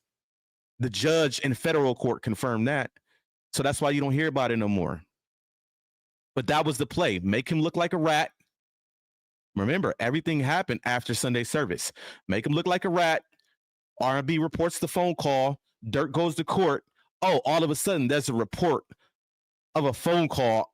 I think I put it in here too. Where's that? Where that shit at, bro? I'm telling you, these motherfuckers is cold and calculated with this shit, bro. Did I put it in here? Thought I did. But remember when he went to court, the judge said something about a report of phone calls, a 3-way call, or using another inmate's phone. All of a sudden, like, come on, bro. Here's her police report. Wack had her follow me. This is what they do. This is what these motherfuckers do. And then boom, like I said, they use Adam 22 and academics to spin their narrative. And now you got all these people DMing me every day. Oh, you guys are liars. Wack said y'all this, and this is what happened. Cold motherfucking play. But you want to know what? Guess who's coming back to Sunday service, y'all? Remember, they was around here saying, hey, they're using his name for clout. They're doing this and they're doing that. It's all bullshit. Remember, the last Sunday service Sharice did, the thumbnail had Lil Durk in it. Now, the reason why Lil Durk wasn't there is because before that Sunday service happened, Sharice already had told me like, he had the court date and he didn't make it back from the court date, which was like 2 weeks ago. So when she did Sunday service, he still was in transit back from court, so he didn't make it. So of course, whacking and ran with that. Look, you see, they got Dirk on there and he ain't even on there. They're all crazy and lying. And then he was supposed to be there last week, but it was Mother's Day. He told them that his family was coming to see him. But guess what? Guess who agreed to come on Sunday service again this week? Lil Durk. So when Lil Durk pop out, what Wack gonna say then? You see what I'm saying? Like, come on now. No, 2 weeks ago, not even 2 weeks ago, the day he went to court, it wasn't Sunday service. He was supposed to be on Sunday service last week, but it was Mother's Day. But the one before then, when Sharice had the thumbnail with Lil Durk on it, he was supposed to be there. It wasn't Sunday though. Come on, Wu-Tang, you're not finna do me, bruh. I'm on point with this shit. I'll show you. Look, live. Where's that? Right here. What was this? 7 days ago. 7 days ago was a Thursday, my guy. A Friday. He was supposed to be on this show, but this is when he went to court. Go look at the date. And that's when he didn't get back in time. So that's the reason why he wasn't on the phone. But he was supposed to be on Sunday service the next week, which was Mother's Day. But he told Cannon, my family coming to see him, so coming to see me, so I'm not gonna be able to make it. So they agreed to do it this Sunday that's coming. Now, when Lil Durk pop up on that motherfucking phone again, what Wack gonna say then? Remember, Wack thing is, oh, they lied to him. They told Luce went up to him in the day room and said, hey, I'll get you an interview with academics. All bullshit. I just showed y'all the proof that academics was not added to the flyer until that Sunday. Lil Durk was on the flyer well previous before that. Wack is a liar. He's using Adam 22 and academics to spin his lies. That's what he do. What about the 2007 case, Wack? Why we not talking about that no more? Because we chewed that shit up. Slim, what it do, my guy? But like I said, I just wanted to show y'all that these dudes lie all the fucking time. We understand loose lie. We understand that. When it comes to this content shit, a lot of these people lie. A lot of these people clickbait. This is what they do. But I want to wake y'all up to the truth about a lot of shit that I do. I'm not going to sit here and just put some bullshit on the screen and lie to y'all. I just showed y'all my search history. I'm the one that makes the thumbnails. I'm the ones that make the flyers. Anytime you see anything coming from Cannon or Sharice, it's either me or Misguided. And I'm gonna show you Misguided work compared to mine. I'll show you the difference. Okay, so y'all know what's my work. See this right here? That's my work. I just did that, sent that to Sharice this morning. Okay, I'm gonna show you right now. Videos. I'm gonna show you my work. This my work. My work. This Misguided. This Misguided. This misguided, this misguided, this misguided, this misguided, misguided, misguided, misguided. No, this is my, no, yeah, misguided, misguided, misguided, misguided. My wife did that. My wife did this. My wife did this. My wife did this. My wife did this. My wife did this. I did this. I did this. I did this. I did this. I did this. You can see the difference, okay? And like I said, I will go back to Canva and show y'all every thumbnail that I just showed y'all to show y'all that that's our shit. Hold on. How do I go back?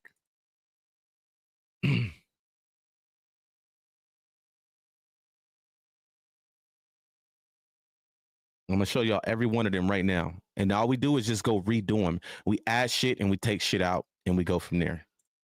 File, Canva. All right. So projects. Look, what did I just say? There you go, right there. Boom. There's the one I did for her. Okay.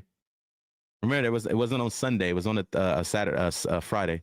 Sunday service show air live, right? So how come Sharice said the only reason why Lil Durk wasn't on the show is because he was late coming back from court? Wu-Tang, that was on a Thursday, bro. Come on, pay attention, Wu-Tang. Follow me live right here. This is the one he didn't show up 7 days ago. Somebody tell me what today is. What's today? Anybody want to answer that question? What's today? It's a Monday, Tuesday, Wednesday, Thursday, Friday, Saturday. It is Friday today, meaning 7 days ago, it was exactly Friday. That wasn't on a Sunday.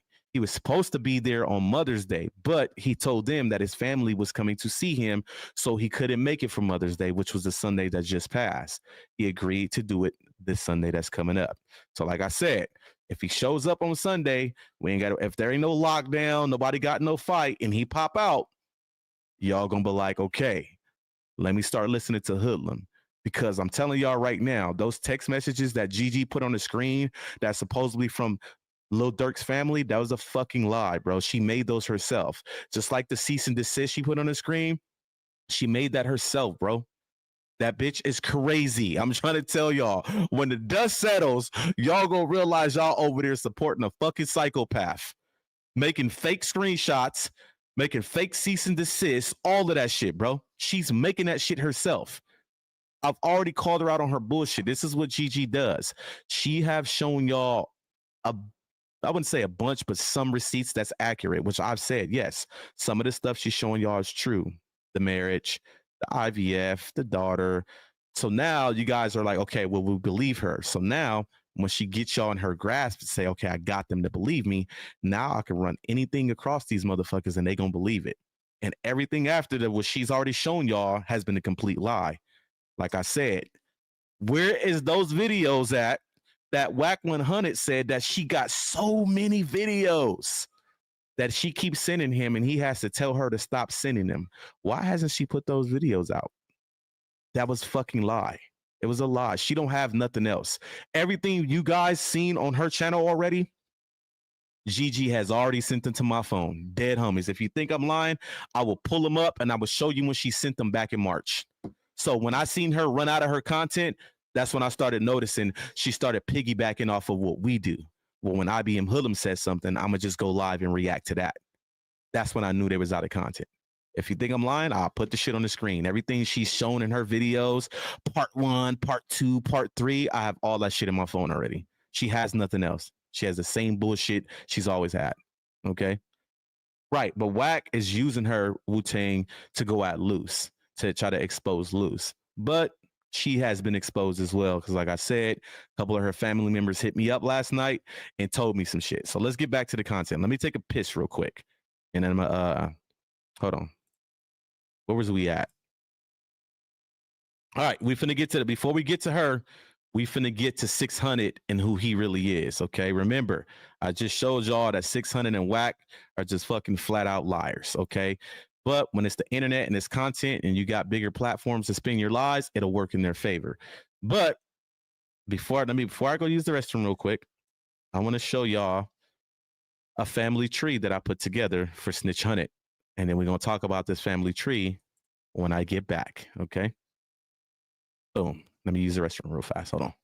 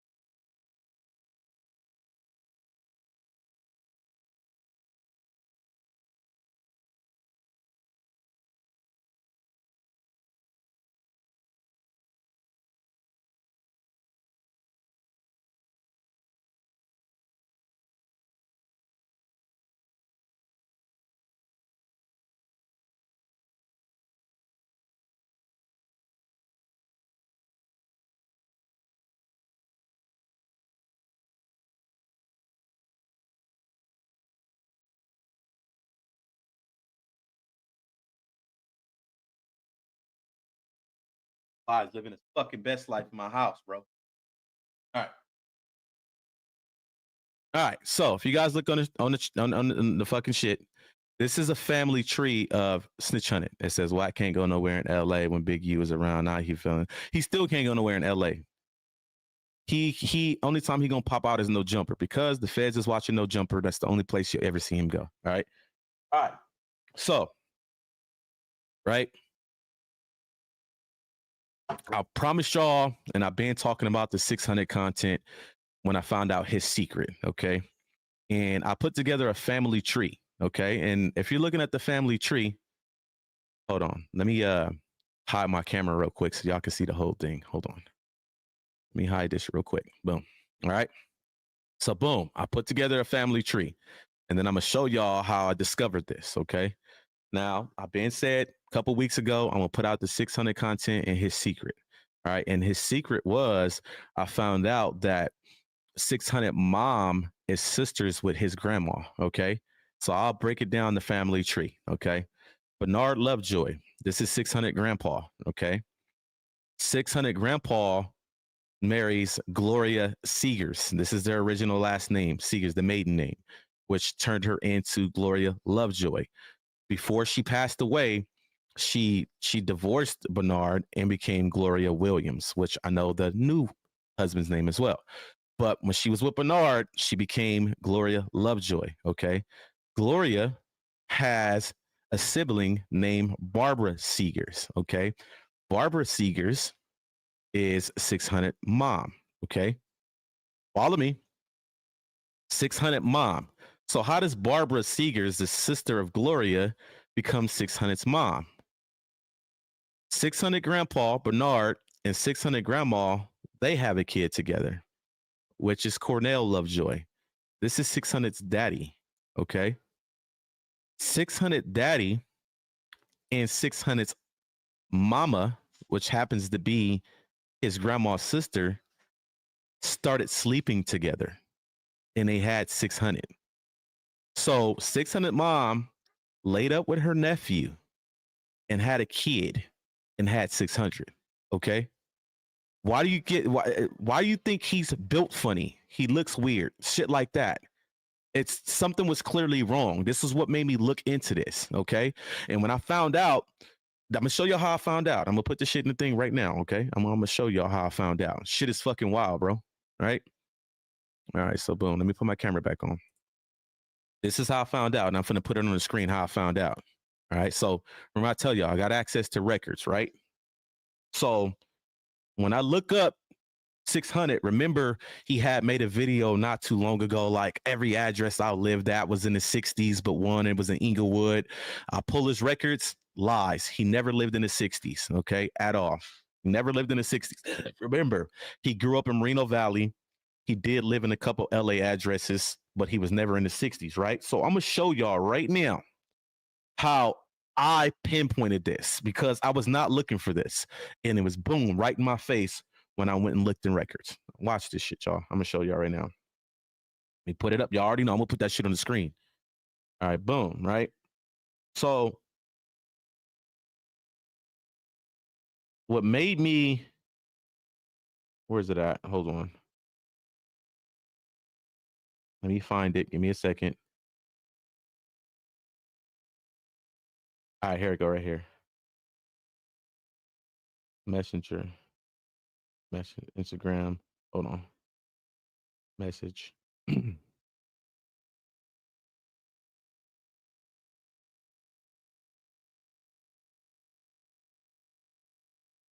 I said, mind you, I was just going in, look for his addresses to see if he lived in the 60s. Okay. And I realized that he never lived in the 60s. He's a fucking liar. This is the reason why a lot of the real 6-0 niggas is saying that nigga ain't from 60s. He just knew some people that was from 60s that had him, that was around. That's how he wound up meeting Big U. He's not from 6-0. Okay. He lived in Moreno Valley majority of his life. Okay. All right. So this is the family tree. I broke the family tree down to y'all. So what alerted me to that situation is because when I went to go look for his records and I found his addresses, I found his daddy. Okay. Now, hold on real quick. because that's not the right screenshot. Hold on, I put the wrong shit in there. Give me a second.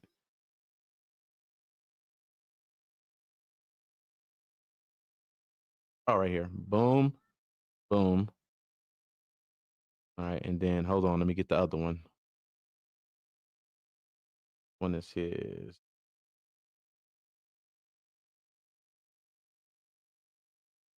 Boom. All right. All right, here we go. All right. So what alerted me to this is because when I find his daddy, okay, Cornell B. Lovejoy, right?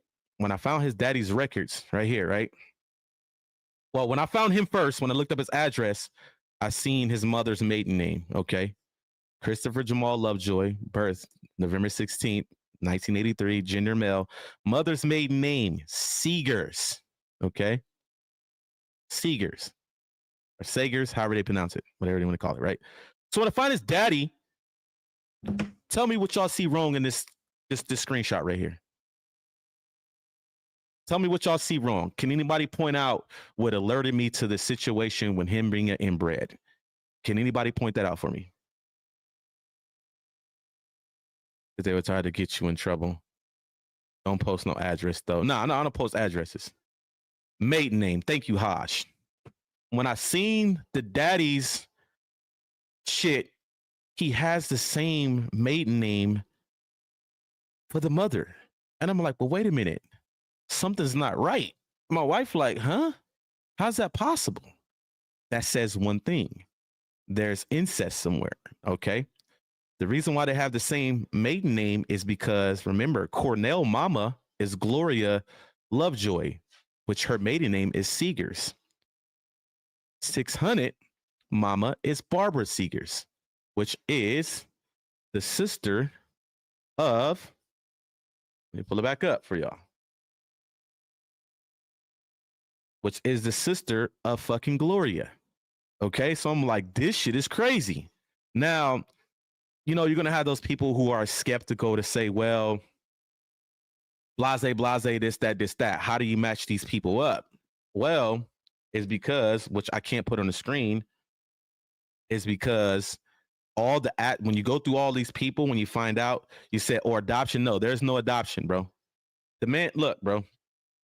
Y'all seen 600, right? I'm going to put a picture of his grandma. There is no adoption, bro. Okay, I'm going to put a picture of Gloria. All right, I found Gloria's high school pictures. She's on the thumbnail. That's his fucking grandma, bro. That's Gloria. She looks just like 600. Now we know who 600 get his looks from. Okay, there was no adoption in this, bro. We not going to do that, bro. Daddy shouldn't have the same maiden name. Who does she look like, y'all? Can anybody answer that question? Who does this woman look like right here? Huh?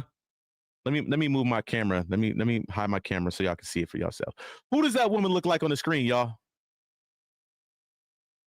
Tell me who she resembles heavily. Who y'all think she look exactly alike? Uh-oh. Damn, exactly. Chaz, we not giving no benefit of the doubt. He was not adopted. That nigga looks just like his grandma because his grandma sister probably looked just like her, which is Barbara. Okay? And like I said, when you go, because I can't put addresses on the screen, I wish I can. When you go to all their addresses and records, all of them all lived at the same addresses. Literally all have the same identical addresses. You can tell that, you know, how family usually works. You have a kid, they're going to be around 19, 20, 21, probably have a kid, still living with mommy and daddy before they venture off. Like, you can see all of it. You can see the timeline of what happened in this situation. Okay. I keep telling you, when you have access to records, you can see everything. Like, I can pull up fucking his grandpa's headstone right now, but I'm not that disrespectful. I don't disrespect the dead. Okay. But yes, he was not adopted. The man looked just like this is his daddy. Okay. Remember, I showed y'all the grandpa. So look at him. He looks just like 600, just a darker version. You want to know why he looks like a darker version of 600? Because I'm going to put 600's grandpa in the chat. I'm gonna show y'all his grandpa, which is Bernard. Okay, hold on. I think I've already showed a picture of Bernard before. but I'm gonna put him up in there anyway, so y'all can see why Cornell has the darker look to him. Okay.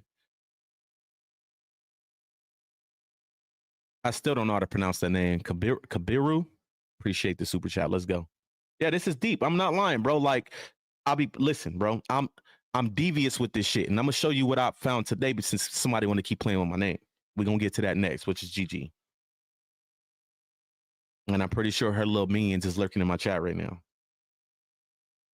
But hold on. How you think I was able to find Marciano's high school pictures, all of that? I have access to records, bro. I can find all that shit. Y'all can give me y'all mama real name right now, your grandma real name, and just a year she was born, and I'll be able to pull her shit up for y'all. And y'all gonna be like, whoa, what the fuck? I'll probably put shit up about them that they don't even have access to no more. All right, let me pull up Bernard real quick. Hold on. Where's his picture at? Here he is right here. All right, so boom. This is 600's grandma, Gloria, and this is 600's grandpa, Bernard. Okay, they had a kid who's Cornell. You want to know Cornell's full name? It's Cornell B. Lovejoy. His middle name is Bernard. He took his daddy's first name as his middle name. Cornell Bernard Lovejoy. That's why he has the darker side to him, because of the daddy. But if you look at him, the motherfucker looks just like 600 because they get their looks from the grandma. Okay? Like, this shit is crazy. This shit is wild, right? And like I said, if you go pay attention to everybody that has said something about 600, they always used to say, like, well, why he built funny? I'm not lying. Like, look at no, like, you know, Diddy shit, but his nipples is deformed. Like, one of his nipples is way down here, one is up here. He built funny. His chest is built weird. He don't look right. There's signs. Yo, Gloss in the motherfucking building. Big IBM shit. What it do, my guy? There's signs of something's wrong.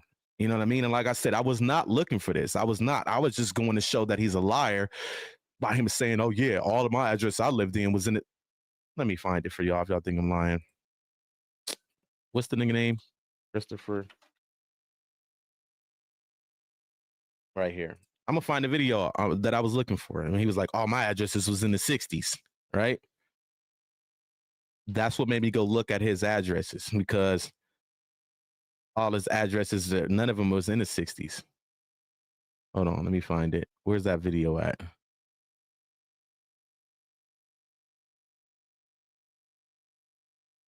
Did he remove it? He probably removed it, because I don't even see it no more. But I do have it on my page. That's why I'm glad I get shit. It says, what it do, bro? IBM here. You already know, man. Big IBM shit. Go crazy. Gloss in the chat. Let's go. Yeah, he built like Shamar. He built real funny. And I've seen people in the comments like, why he's shaped like that? Why he built like that? He's not built like a normal man. He's like lopsided, like Shamar. Like, I don't know. There's this tequila bottle.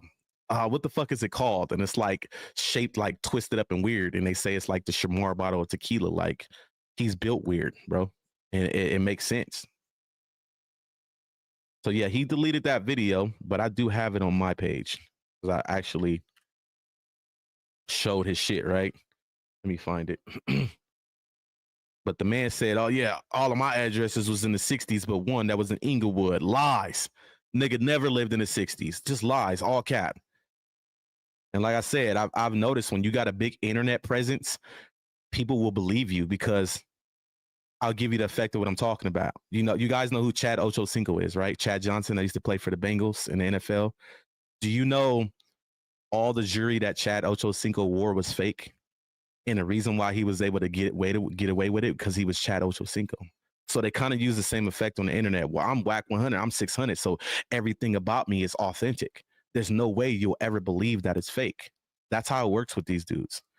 But I'm the type that go get the receipts. That's just who I am. Like, nigga, you got to prove me wrong. Like I said, I can say anything about a nigga right now. A nigga can say anything about me. A female can say anything about me. I can say anything about a female. Until you can prove it, say what you want to say. Like I said, keep saying it. I've had the worst of the worst put on my name, from bitches and niggas. I've done this to kids. I've been this in prison and da-da-da-da-da. I've had the worst of the worst you can put on my name, from enemies and bitter ass people. Prove it. That's my thing. Show me where I did this. Okay. All right, so boom, let me find this video of when he said that all his addresses is in the 60s, which is a fucking lie. I think this is right here. I'm for all my life. I ain't been to the pen and been gone for years. I went to college for a semester, came back. Hold on, let me rewind it. And I've been around them for all my life. I ain't been to the pen and been gone for years. I might have went to college for a semester, came back. But I've lived, all my addresses been in the 60s. I have one of them in Inglewood. Most of them, all nine of my addresses been in the 60s, bro. Now, I've been around them for all my life. I ain't been to the pen and been gone for years. I might have went to college for a semester, came back. I'm gonna let y'all listen to it. But I've lived, all my addresses been in the 60s. I have one of them in Inglewood. Most of them, all nine of my addresses been in the 60s, bro. Yo, that being said, so let me pause this. Now, if y'all go to my Instagram and look at his previous addresses, not one motherfucking address was in the 60s. Dead homies. All motherfucking wolf tickets, all cap. This is one of the big, him and Wack is two of the biggest imposters to ever hit the internet. Y'all can say what y'all want to say about Luce. I can say the homie is, he gonna lie. This is what content is. But these guys try to lie to make you really believe it's true. Okay. At least with the homie, you be like, well, Luce full of shit. Nah, these motherfuckers will try to put some shit out there and really try to get y'all to believe it. Okay. The man wears weave. He's a fucking inbred. Okay. All type of shit. Like, he's just all the way through and through. Like I said, I wish I can pull the addresses on the screen to show y'all that the man lived in Reno Valley majority of his life. How the fuck you from the 60s? You was born in LA County. Y'all do know what LA County is, right? It's fucking widespread. LA County is one of the biggest counties in all of America. That don't mean you was born in the 60s or you grew up in the 60s. You see what I'm saying? I was born in LA. I was born in Torrance. You see what I'm saying? So, and grew up in Compton. So that don't mean shit. But I moved out when I was young to Vegas and started banging from Vegas. But just because you was born in LA County don't make you a real thoroughbred LA nigga, because I was born in LA County, but I rep Vegas. You see what I'm saying? So this dude is a fucking liar. Like I said, this is what these dudes do. Like I said, I told Sharice, if Lil Durk pop out on this Sunday service, the internet is going to go motherfucking crazy. And I can't wait. Because if he show up, y'all better be prepared for Wack scrambling to try to put out another false narrative. Remember, Luce is an informant because of that 2007 case that's not his, that is his brother's, that has been adjudicated. All right, so enough of this 600, right? We got to get to this girl Gigi, man, because I'm about to tell y'all what happened, okay? And like I said, I don't go looking for Gigi. I don't care about Gigi, none of that, until Gigi always keeps wanting to bring me up and blaming me for shit, okay? Trust me, people send me clips, people point out things to me, people send things to my DM. About a day or two ago, she had one of my posts up on one of her lives saying, look, they promote violence because he has a picture of me with my black eye when Luce hit me on his picture, on his post. I want to tell y'all a little bit about that black eye in a second, because all of it is straight bullshit, okay? When I tell y'all I get greasy with this shit, motherfuckers better leave me alone, right? All right, so like I said, I got access to records. That is Gigi's mama. That's Alicia, okay? This is Gigi's mama, okay? I digs for shit. And you start to see and unravel the truth about people. Once I get a little information that I need, I can go dig and I can find out who you are, okay? Mind you, last night, I get a call from one of Gigi's family members. Hey, can I talk to you? I'm like, yeah, what's up? Let me put this in the chat real quick before we get to this part. I'm going to show you how grimy motherfuckers is. Remember, the whole phone call with me and Gigi, when y'all heard me arguing with her, when she tried to say I threatened her, which I didn't, that came from Gigi provoking me through text message first. I've already said that before, right? So let me show y'all something real quick. All right, so remember, not too long ago, I think my last live I had, I told y'all that these motherfuckers had reached out to my baby mama. Somebody tried to pay. My baby mama said it was 4 people. Somebody tried to pay her to get her to come on Gigi's platform and tell lies about me, okay? these people even started DMing my child, threatening my son. Okay.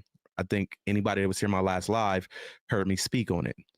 And all of a sudden, one of the people that my baby mom told me that sent her a message was the girl Pearl. And next thing you know, Pearl popped up in my chat. Okay. She started saying what she was saying, and I think somebody got her out of the chat. Right. So what Pearl was saying in the chat was, that's a lie. I didn't offer her anything. Like I said, my baby mama just told me one of the 4 people offered her money to tell lies, to come on GT platform to lie on me. I don't know who it was. My baby mama is the type of person where she doesn't want to be involved in no drama. She's paranoid. She's scared for her life every day of her fucking life, right? So when I asked her for the screenshots of who's who, she wouldn't send them to me because she was like, I know you're going to post them, which I know I was. I would have posted them. She's not stupid. So she didn't want to send them to me. So my way of confirming if she was accurate, first of all, she don't know about nothing I do. We haven't spoken a year and a half because me and her just don't get along. And another thing, your baby mama and your kids don't fuck. My kids are adults. My kids with Daisy are fucking adults. Okay. They don't have to communicate with me or deal with me. They're adults now. I'm not obligated to them no more. Even though they get what they want from me, if they ask, they're adults. So that's another thing that they ran with, like, well, your baby mama says she don't deal with you, or we don't want nothing to do with him. That's because me and my baby mama don't get along like that. But we do communicate. She called me today twice, 3 times. Okay. So mind you, when the girl Pro was in my chat, anybody was here, Ghost, you seen it.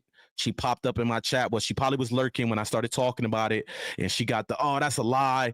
Go to Gigi stream right now. The screenshots is on the screen. I was like, I don't give a fuck about none of that. So because I didn't pay it no attention, Gigi has 2 people go on YouTube and tag me in a post. Okay. IBM Hoodlum, fraud offer money weird. And she can thank you for putting out false information. Okay. Now, this was sent last week. So they were desperately trying to prove that they wasn't the one out of the 4 people that offered her money, which is fine. Like I said, my baby mama said that one of the 4 people offered her money to go and lie. So first, this person tags me, purple. Now this post actually was on talking back to this person.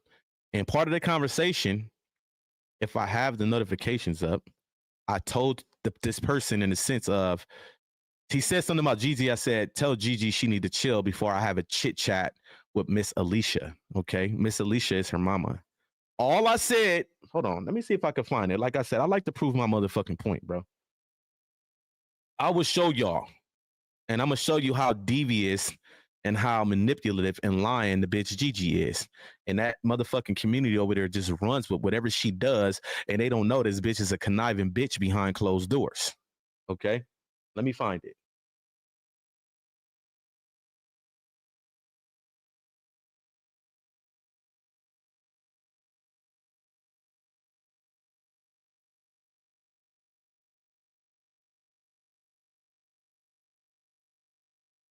Oh, I still got my camera off. I didn't even know. My bad, y'all. All right, hold on. Let me find it. But this is what they do. They provoke you, right? And then when you respond and defend yourself, they go back and lie on you and say you threatened them, right? I'm going to show y'all. I'm going to show you how conniving this little bitch is, bro. And where's it at? I'm trying to find it.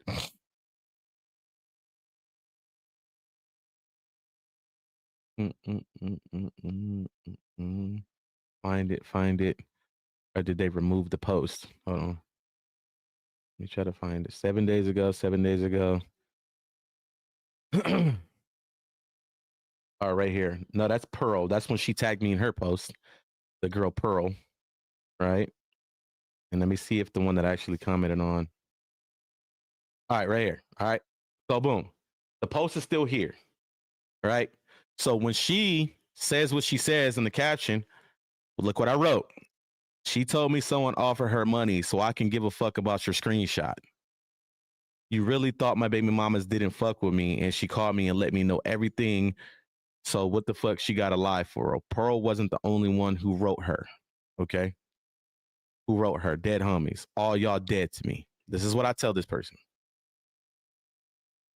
If you really love Luce, you'd stand down. You can go to Riverside County Court records. He has a warrant while he won't get bail. Guess what?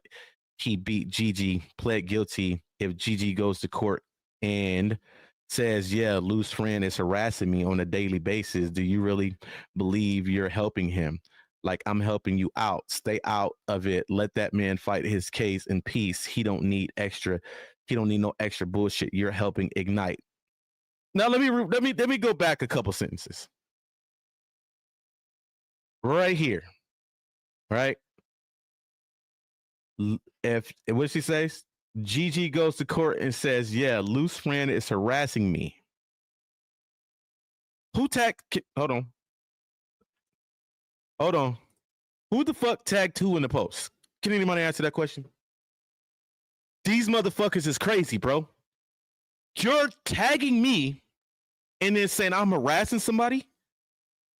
I'm not worried about Gigi. Why the fuck are y'all tagging me in posts? Because mind you, these are the people that reached out to my baby mama, threatening my motherfucking child. And then when I get on live and say, my baby mama let me know what y'all did, I'm harassing y'all. And then y'all turn around and then make a post and then tag me in it. And they say, if she goes and reports that you're harassing her, let's rewind. Remember the first time y'all heard about me and Gigi bumping heads was when IBM Hoodlum threatened Gigi. And I was like, I never threatened her. When I called her phone because she texted me first, all I said was, where the nigga at you said gonna link in Houston, tell him to link. And another thing I said was, I hope Legacy don't inherit what you have in your head because she's mentally fucked up. What did she say after that? What? You said you hope somebody shoot me in the head. Okay. Remember that conversation? That play was set up through Wack. Remember, the next day, she so-called went to the FBI building to report me, and R&B went down to the police station and report me. This was the same day, okay? Their whole plan, because Wack texted me after I got off the phone with Gigi, like, oh, we got you, you're a dummy, which they didn't get me. Just because you're hearing her saying, oh, you said you're going to kill me, does not mean I said that. Like I said, I'm still waiting on that audio.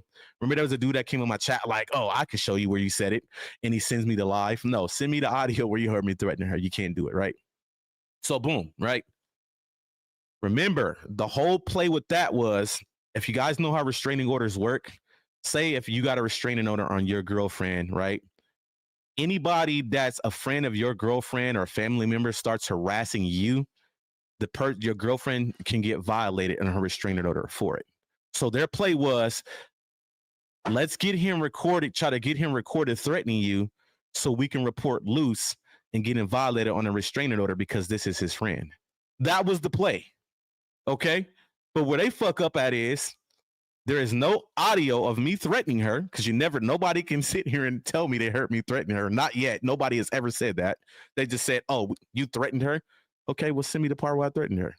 Then on top of that, you can't do that when you're the one provoking me. See, that's the part her community didn't see. They just heard me calling her phone, which you hear on her lot. IBM Hoodlum is calling. She set it up cold. But she didn't tell y'all that she was texting me, talking shit to me before I called her fucking phone. So if you're going to try to use the whole, I'm going to violate Luce's restraining order because you're harassing me, bitch, you harassed me by texting my phone out of the blue talking shit to me. So this was part of their play. So this purple person, you're a little off because you can't harass me and tag me and shit. And then when I start talking shit, you start saying this. I don't communicate with Gigi. I don't text her phone. I don't do none of that. She texts me and talks shit to me. All I do is respond to the evil, crazy bitch. Okay. So boom, let's read the rest of this, right?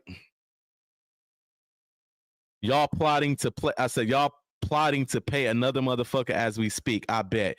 Guess what? I can care less what a motherfucker got to say. Show them receipts. All right. So boom. Let me show the rest. Where's the rest of it at? 19 replies, right? Well, get your motherfucking facts straight. Never offered that broad no bread. I says, no, when my baby mama's saying y'all offered her money. That's why I posted her messages, because that's a lie. She keep playing. I'm going to have a chit chat with Miss Alicia. Y'all see it right there, right? If she keep playing, I'm going to have a chit chat with Miss Alicia. Alicia is her mama, okay? Mind you, I never even commented on the second one they tagged me in, which is this one right here, which Pearl tagged me in. When I seen this pop up, this popped up literally 15 minutes after this one. So who's harassing who at that point, right? I don't even respond on this one. I'm like, I'm not wasting my time. Y'all trying to fuck with me, right? But, right? Never responded to this one at all. So if y'all seen it, I literally said, hey, she keep playing with me. I'm going to have a chit chat with Miss Alicia. Can anybody tell me in the chat what chit chat means? Does anybody know what the words chit chat with somebody means?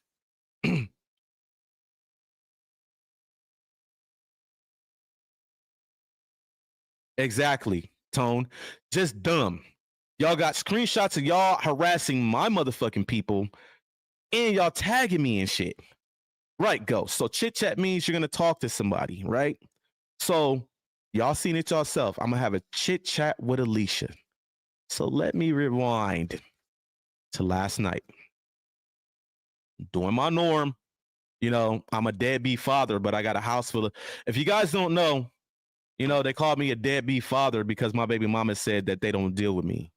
Once again, my baby mama that they're talking about, the one they DM'd, my kids with her are adults.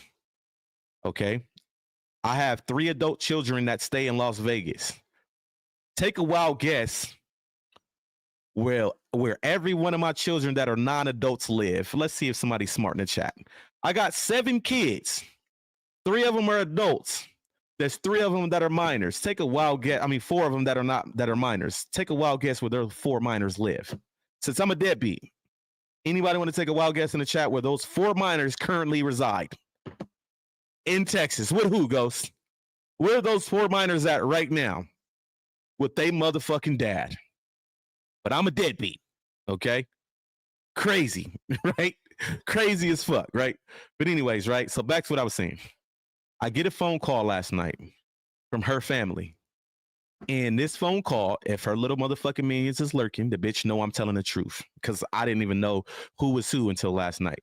I get a phone call last night and say, hey, somebody wants to talk to you about a phone call that Gigi made to her mama that Gigi mama made to this person's grandpa. Okay? Gigi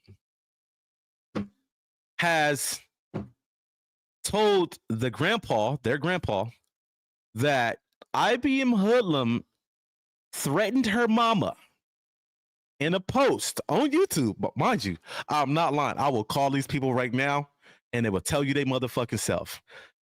Gigi said that I threatened her mom on a post from YouTube. And I said, what post?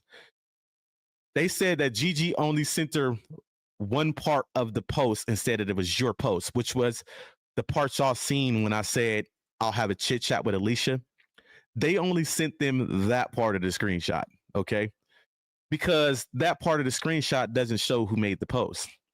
And the family members on the phone's like, well, we don't see a threat. Chit chat means you're going to have a talk with her. I said, I know. And I said, take a wild guess. I said, what's next? She's like, what? I said, I didn't make the post. They made the post and they tagged me in it. I sent them the screenshots. Gigi called her motherfucking family and the grandpa, told them that I threatened her fucking mom. They're putting a police report out on me, all type of shit. And I'm like, what? What the fuck is going on? So now the family member that's on the phone is like, look, let me explain something to you about Gigi. Gigi is crazy in the head.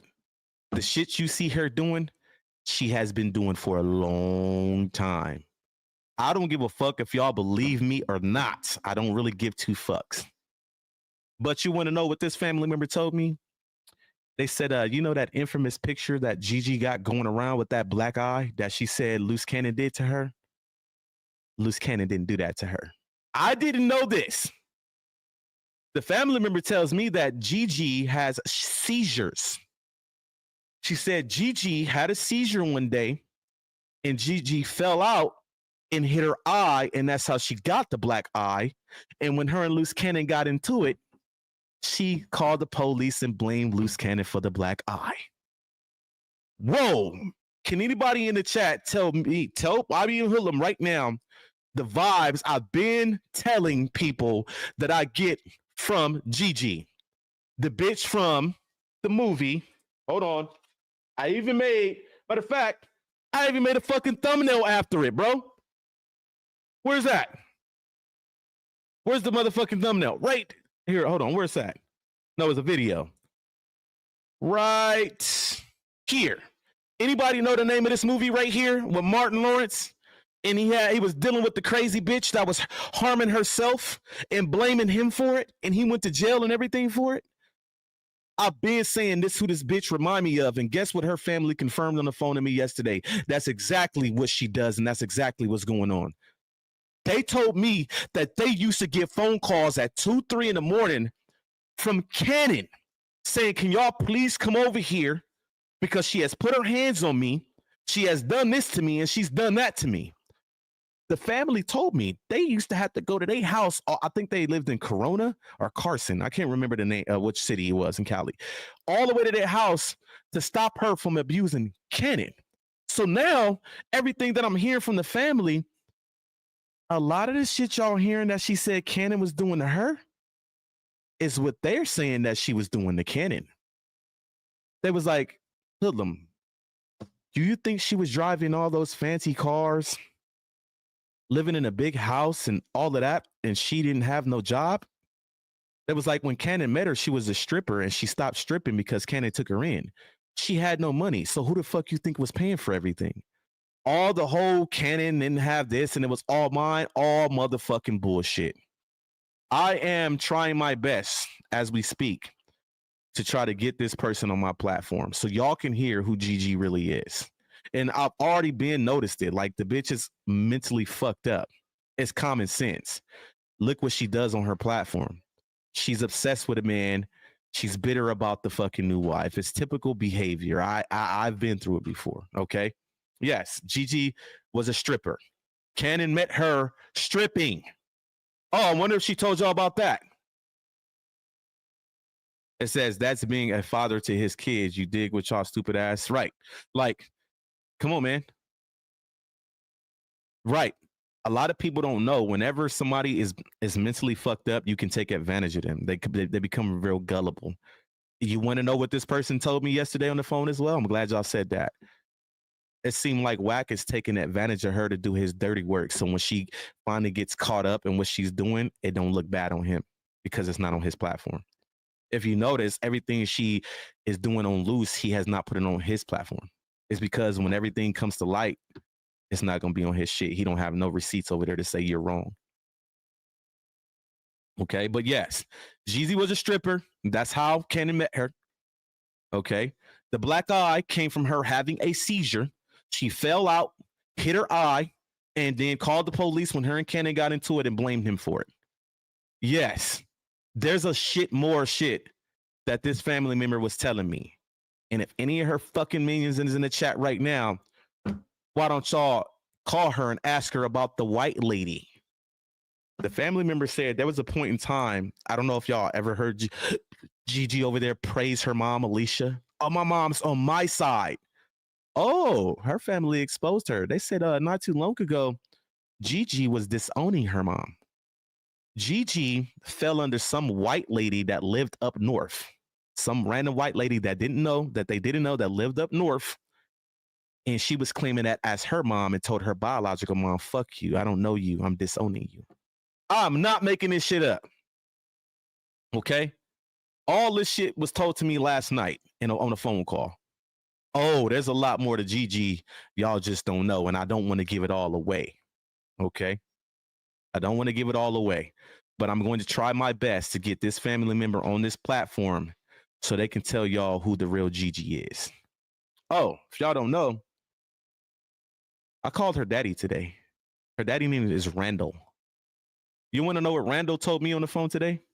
Which I'm kind of weird. I'm like, why would he say this? You know, they try to use my baby mama's screenshot when she said, oh, we don't deal with him. We don't talk to him as, oh, you're a deadbeat. I'll call Randall today. You want to know what Randall told me? He told me straight up, I don't even know who Jasmine is. And that's her motherfucking biological daddy. His name is Randall Adams. Okay. He told me he don't even know who that woman is. I wonder why. I wonder why your own motherfucking daddy don't even claim you, Jasmine. Sad. Sad, sad, sad, fucking sad. I don't want to give y'all all the beans yet because I'm going to try my hardest to get this person on this platform so she can wake y'all up. So all the bullshit I've been in here telling y'all about this crazy ass woman is 100% true. Okay? All the shit y'all hear her saying Cannon did to her is what she was doing to Cannon. All she did was use a couple of real receipts to wing y'all over to say, well, we believe her. Okay, that's what she did. I've been called that out. Oh, trust me. This motherfucker's a devil in a red dress. Y'all don't even want to know. She's absolutely fucking nuts. This isn't the only time she's done this to somebody. Okay. Like I said, the woman is absolutely crazy. She makes up lies on people. Here it is. Made up a lie on me again. I threatened her mom because I said I'm going to have a chit chat with your mom. To where you're calling the grandpa is calling other people. People are calling me like, what's going on? All of this is a fucking lie. These are her people harassing me, which I don't give a fuck about it. But you can't sit here and say, well, we're going to violate this man's restraining order because you're harassing Gigi and y'all the ones harassing me and my people. How smart can y'all fucking be? You guys are dumb. Dumb as fuck. But anyways, before I get out of here, all right, I don't give a fuck. It is what it is. If they want to run with it for content, and I know y'all finna clip it up and run with it, I don't give a fuck. But I'm tired of people thinking I'm lying about this no jumper paperwork. So I'm gonna put the mugshot of one of the punk motherfuckers that's getting arrested from the motherfucking no jumper paperwork. Now, since motherfuckers don't want to believe me. So yeah, get ready to clip it up and run with it.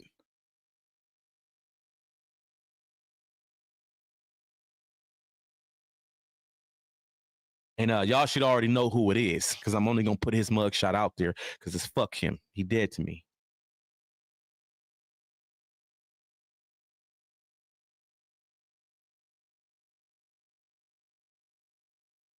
Let me find it. Hold on.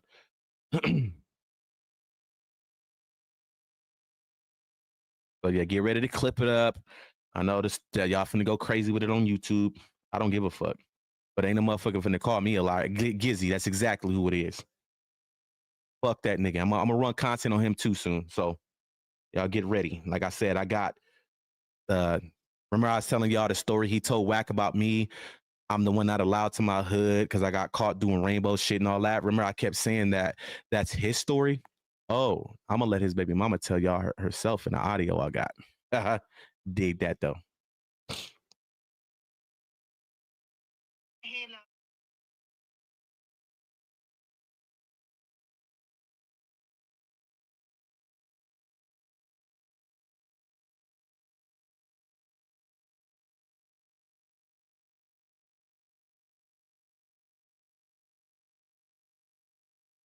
Hold on. Mm-mm.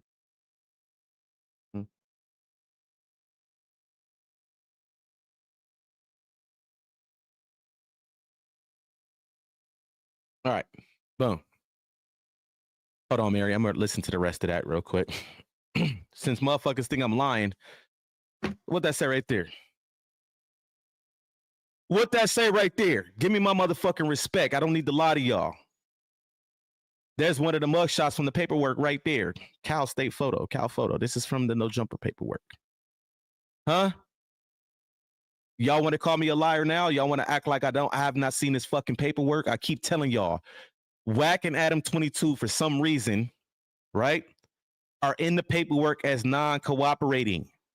Adam, how are you not cooperating, sir, if you gave them the footage to your building? It's in the paperwork. So why are they hiding you? Why are they protecting you, Adam 22? Y'all better wake the fuck up.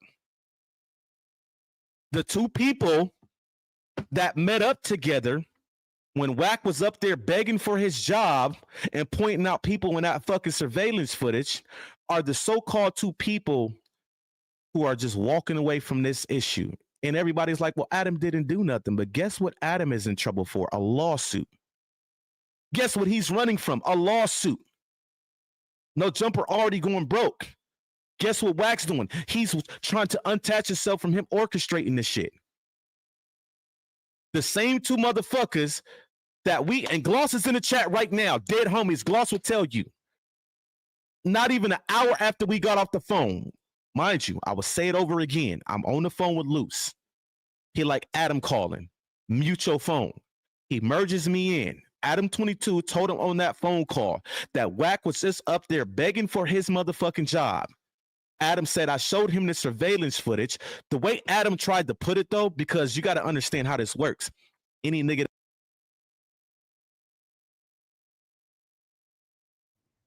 Whoa, we got action. Hold on. What the hell is this nigga talking about? I was talking to my fucking girl. Y'all want to call me a liar now? Y'all want to act like I have not seen this fucking paperwork? I keep telling y'all, Wack and Adam 22, for some reason, right, are in the paperwork as non-cooperating. Tell you exactly who it is. Fuck that nigga. I'm gonna run content on him too soon. So y'all get. All right, we got some things going on here. Man, whatever. Fuck it. Whatever. I got some content to run. Now, I'm trying to get into this because this shit right here done got tricky. I done came off ran at the perfect time. Let me get into this. Checks, comments, murder, all drama. Fuck the cops. I'm with the robbers in a ghetto, in a striker. Dance with the devil. Yeah. What's the deal, y'all? We're Sharper tapping in TNN Trap News Network. Back in the same, like cracking the same here at TNN Trap News Network.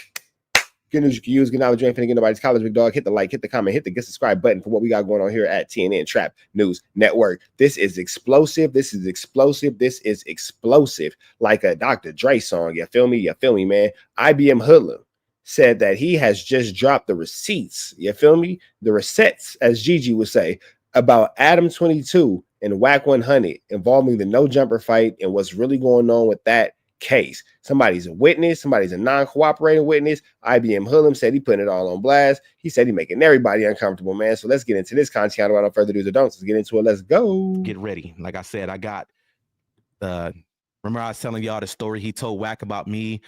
I'm the one not allowed to my hood because I got caught doing rainbow shit and all that. Remember I kept saying that that's his story. Oh, I'm gonna let his baby mama tell y'all herself in the audio I got. Dig that though.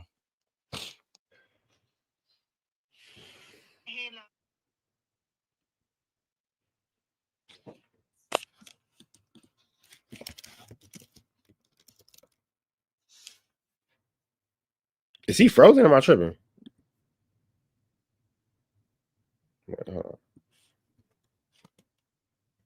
Oh no, he just moved. He just kept incredible. Real quick. Since motherfuckers think I'm lying, what that say right there? What that say right there? Give me my motherfucking respect. I don't need to lie to y'all. There's one of the mugshots from the paperwork right there. Cal State photo. Cal photo. This is from the no jumper paperwork. Huh? Y'all want to call me a liar now? Y'all want to act like I have not seen this fucking paperwork? I keep telling y'all. The no jumper paperwork? Whoa. Wack and Adam 22, for some reason, right, are in the paperwork as non-cooperating. Adam, how are you not cooperating, sir, if you gave them the footage to your building? It's in the paperwork. So why are they hiding you? Why are they protecting you, Adam 22? Y'all better wake the fuck up. The two people that met up together when Wack was up there begging for his job and pointing out people in that fucking surveillance footage are the so-called two people who are just walking away from this issue. And everybody's like, well, Adam didn't do nothing. But guess what Adam is in trouble for? A lawsuit. Guess what he's running from? A lawsuit. Hey, this is getting spicy. No jumper already going broke. Guess what Wack's doing? He's trying to unattach himself from him orchestrating this shit. The same two motherfuckers that and Gloss is in the chat right now, dead homies, Gloss will tell you. Not even an hour after we got off the phone, mind you, I will say it over again. I'm on the phone with Luce. He like, Adam calling, mute your phone. He merges me in. Adam 22 told him on that phone call that Wack was just up there begging for his motherfucking job. Adam said, I showed him the surveillance footage. The way Adam tried to put it, though, because you got to understand how this works. Any nigga that bang, of course, we're going to think like, why the fuck would you be showing him the footage? He made it seem like in a sense of, oh, I was just fucking around and I showed him the footage and he just started to just randomly point people out. Okay? No, nigga. You was pointing the people out for Adam because Adam had to let the police know who the fuck who was who. And Wack, y'all would know who the first, I said it already, the first motherfucker Wack pointed out in the video and said his name was Gigi. We had a meeting about this shit an hour after this happened. Guess who was in the motherfucking meeting? And we told him and everybody else what happened. Gigi. And guess who Gigi fuck with right now that just lined him up to incriminate himself on fucking YouTube? Gigi. Look at this shit. I even made a post about it on Instagram. Y'all believe me now? I ain't seen that paperwork. I gotta tell y'all, bro, y'all don't have to believe me. I know who's in the paperwork. I know the charges. I know every motherfucking thing. And I'm going to say it again, and I'm going to keep telling y'all. Marciano is not cooperating. Wack 100 is not going to jail for it. Now, after, I don't know who going. Hey, this is some. Whoa. This is right here. This is right here. It's a lot for $2. So let's just put this thing down, flip it, and reverse it real quick. They saying it's no jumper fight. Then got tricky. The paperwork then came out. Gizzy has been snitched on by Wack, and Wack is now acting like he's cool with Gizzy. IBM Gizzy. IBM Gizzy. And this nigga IBM Hoodlum is on some just complete and total destruction. You feel me? Complete and total destruction. Hold on, that's IBM Hoodlum calling me right now. Yo.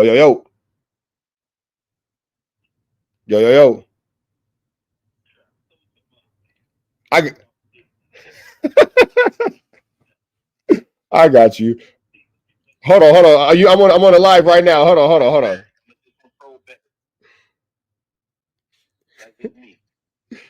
All right, we're gonna unblock IBM Hoodlum from the Whoopty Band, man. Y'all play appropriately in the chat, man.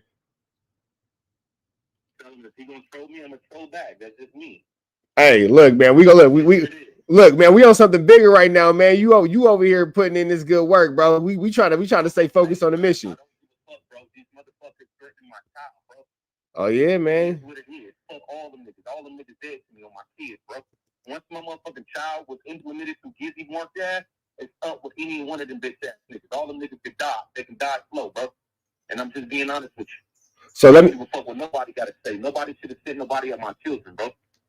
So wait, Wack came at your kid? Wack attacked your kids? No, the bitch ass nigga Gizzy told Wack and Gigi and them who my baby mama was and my kids was. Oh. 4 people wrote my baby mama telling her to come on Gigi platform. One of them offered her some money to come on there and lie on. She turned it down and she called me and let me know. Because she turned it down, Gizzy pointed them in the direction of my motherfucking kids, bro. And they're threatening my motherfucking child right now as we speak. Okay, give me a second. Let me call you when I get off of this. All right, say this. Sheesh, that was a lot. Person told me yesterday on the phone as well. I'm glad y'all said that. Sheesh. It's a lot. It seemed like Wack is taking advantage of her to do his dirty work. Someone should put her hands on me. She has done this to me and she's done that. Hey, for those of y'all who've been watching, is this before or after the Adam? Do we miss the Adam?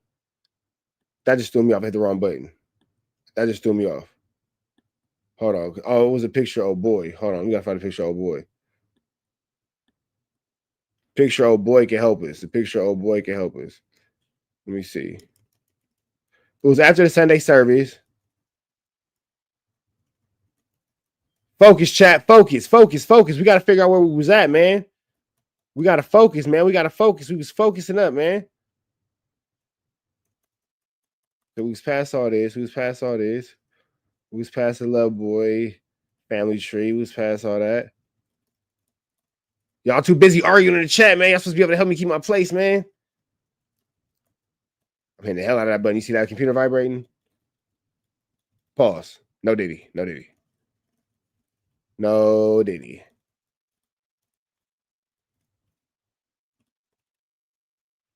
Okay, I think we're getting back to where we was. All right, IBM Hoodlum, man. Y'all good. Y'all good. Y'all good. Giving life. IBM Hoodlum. Y'all straight, man. Y'all straight. We trying to look, man. We all trying to take down Officer Rat Hunter, man. We got to stay focused. Here we go. We got to stay focused, gentlemen. Surveillance footage. The way Adam tried to put it, though, because you got to understand how this works. Any nigga that bang, of course, we're going to think like, why the fuck would you be showing them the footage? He made it seem like in a sense of, oh, I was just fucking around and I showed him the footage and he just started to just randomly point people out. Okay? No, nigga. You was pointing the people out for Adam because Adam had to let the police know who the fuck who was who. And Wack, y'all would know who the first, I said it already, the first motherfucker Wack pointed out in the video and said his name was Gigi. We had a meeting about this shit an hour after this happened. Guess who was in the motherfucking meeting? And we told him and everybody else what happened. Gizzy. And guess who Gizzy fuck with right now that just lined him up to incriminate himself on fucking YouTube? Gizzy. Look at this shit. I even made a post about it on Instagram. Y'all believe me now? I ain't seen that paperwork. I gotta tell y'all, bro. Y'all don't have to believe me. IBM Hoodlum, you said that you had some audio of Wack's wife, Kim? Is that who you had the audio of? A Wack's wife? I know who's in the paperwork. I know the charges. I know every motherfucking thing. And I'm going to say it again, and I'm going to keep telling y'all. Marciano is not cooperating. Wack 100 is not going to jail for it. Now, after, I don't know who going, I'm not putting no snitch jacket on nobody. I can't tell y'all. But I'm letting y'all know right now, Wack is not, why you think he moving around freely like he has no fear? Pay attention. All right, but let me show you. This is the craziest shit that I've witnessed in a long time. Listen to this shit. It says, damn, I know they hella mad. I be him to do it again. I'm stop it though. Don't stop it. Right. Gloss. I'll be trying to tell these motherfuckers, bro. I'm not just making this shit up. Motherfuckers this whole time like, well, you ain't seen the paperwork. You're lying. Da-da-da-da-da-da. Like, come on, man. All right, listen. So you said you got, so just so I'm clear, we got IBM Gizzy. I'm not IBM Gizzy, excuse me. We got IBM Hoodlum in the chat. No IBM Gizzy. No IBM Gizzy. IBM Hoodlum is in the chat. So you are telling us, IBM Hoodlum, that this is the No Jumper 2024 December 26th brawl paperwork. Official paperwork. Is that what you're telling us? Listen to this shit though. Let's just dive right in. Everybody, the video's out about the No Jumper situation. So can you shed a little light on how that situation even happened? Well, mind you, the nigga Gizzy is in the fight. This nigga's barnacles. Or like, how did that situation Gizzy just confessed to all his, he did? Listen to this shit, when did he do that? I didn't know he was on No Jumper. Let's listen to that again. Remember, when Gizzy first came on, when they got right to the program about their conversation, what did she start talking to him about? Let's just dive right in. Everybody, the video's out about the No Jumper situation.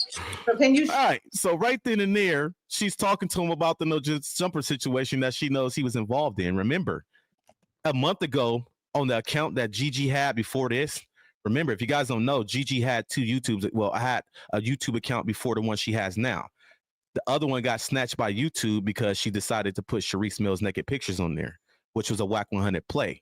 Wack 100 told her, hey, expose her, get the content, make another YouTube, and promote a YouTube channel. Why you think she grew so quick? Why you think she's at almost 8K subscribers in less? So apparently, Luce Cannon was served with the situation for the No Jumper fight 3 weeks ago. 3 weeks ago, Luce Cannon was served with documentation for the No Jumper fight 3 weeks ago. In 3 weeks, that was the play. Blow your other page up with exposing Sharice. Don't worry, we got you. I'm going to promo your motherfucking shit, and you're going to get it right back. And look what happened. So listen to it, right? She immediately started talking to him about the No Jumper shit. And shed a little light on how that situation even happened, or like, how did that situation just? Let me tell you how police these motherfuckers is. Now, when he gets off the live, somebody in her chat tells her Gizzy just told on himself. Listen to what she says after. Gizzy just confessed to all his. He did?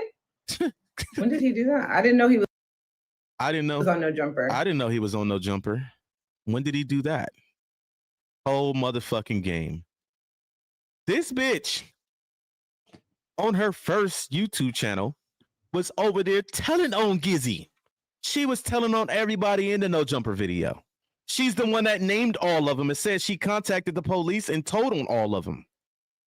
Gizzy's so fucking slow, he don't even realize that this was the bitch that gave him all the info. And Wack lined the nigga up to get on her show. If you pay attention, if you watch that live with her, Wack sent him over there to do this interview with her to clear himself.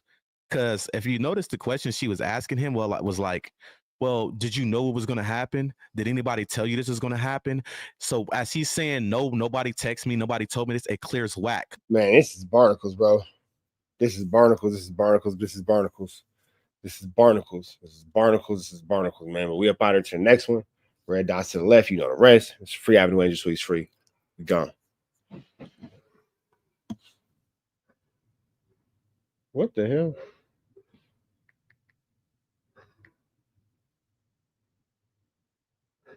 What is this dog barking at?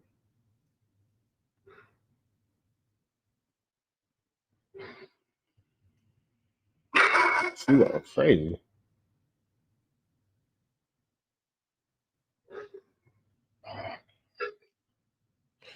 Must be another dog walking by. Must be another dog walking by. Because remember, Wack is running from him orchestrating it. So if somebody that was there that incriminated themselves and said that they was there and they were part of it say, hey, I never got a message from Wack saying do this, do that, you just cleared Wack's name. He don't even know that Wack put him in a trick bag, and this bitch put him in a trick bag as well. You guys are so funny. You hate him from outside. Like, this shit is wild. Dive right in.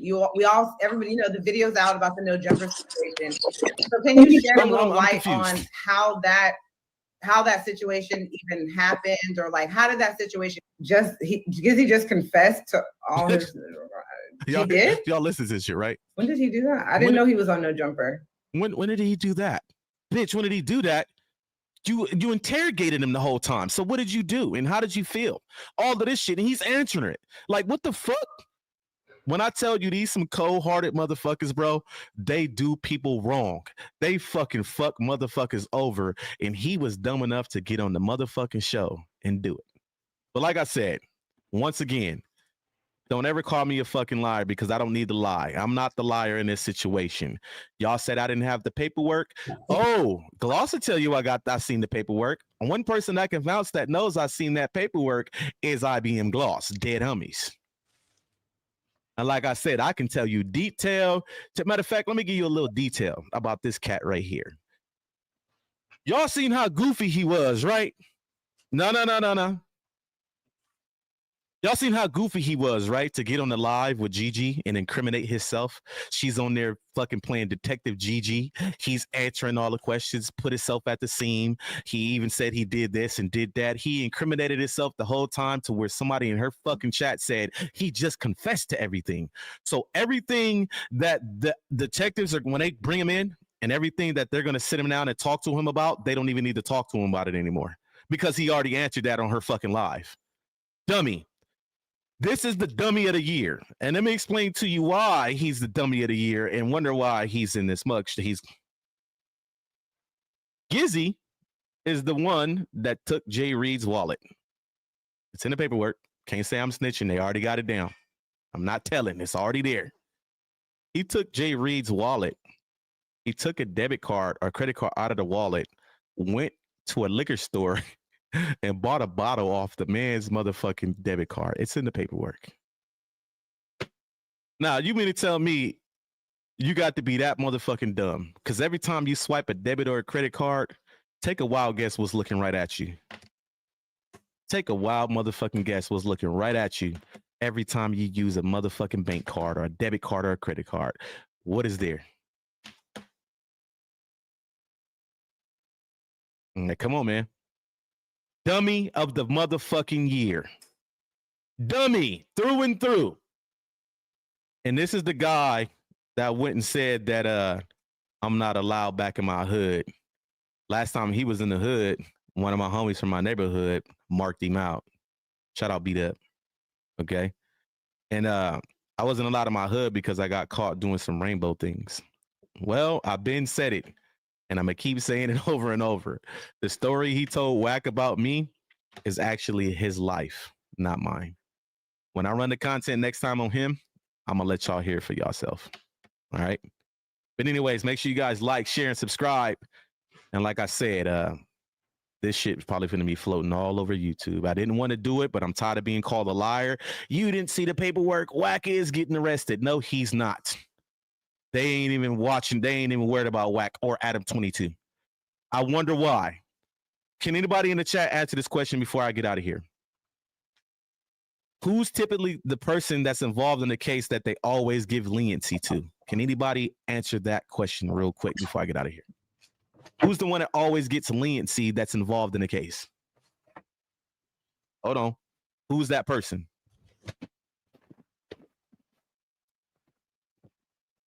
The Rats. Thank you. I'm IBM Hoodlum, man. I'll probably be going live in the next week, depending on my situation. Remember, I told y'all we on our way to moving to the ranch, so we got to get our house together to get ready to sell it, all type of shit like that. So I have been inconsistent because of this process. Like we'll be out of here in less than a month and a half. So I'm highly busy. You know, I'm a deadbeat father, but I got fucking 4 kids that I deal with all day, every fucking day, hands on. Haj know what my household look like, okay? But I'm the deadbeat of the year, according to Gigi. But anyways, man, make sure you guys like, share, and subscribe. Thank you for everybody who tuned in. And the next content gonna be ran on who the real rainbow person is, like I've been telling everybody. And I didn't want to do it, but because of the shit this motherfucker keep doing, I'm gonna let y'all hear from her baby mama, his baby mama, her motherfucking self. All right. Thank you guys. Appreciate it, man. And I'll see y'all next time, man. I'm out. All right, man. We finna get on something else. Chat, follow me. Change subjects when we change videos. Chat, follow me. But you better not trip. Cause 9 years here for me to fuck up some shit. Follow me. Follow me. But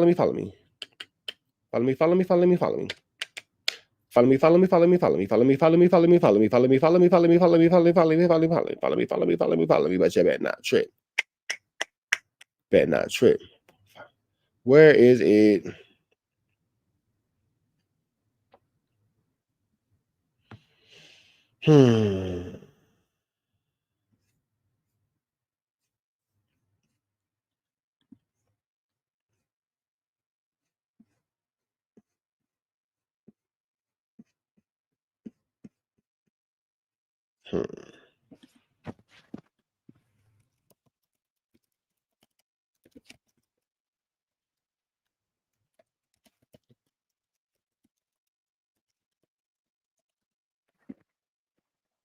Here it is.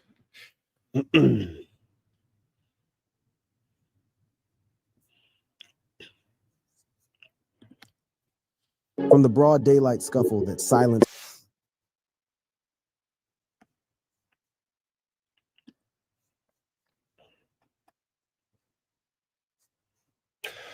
All right.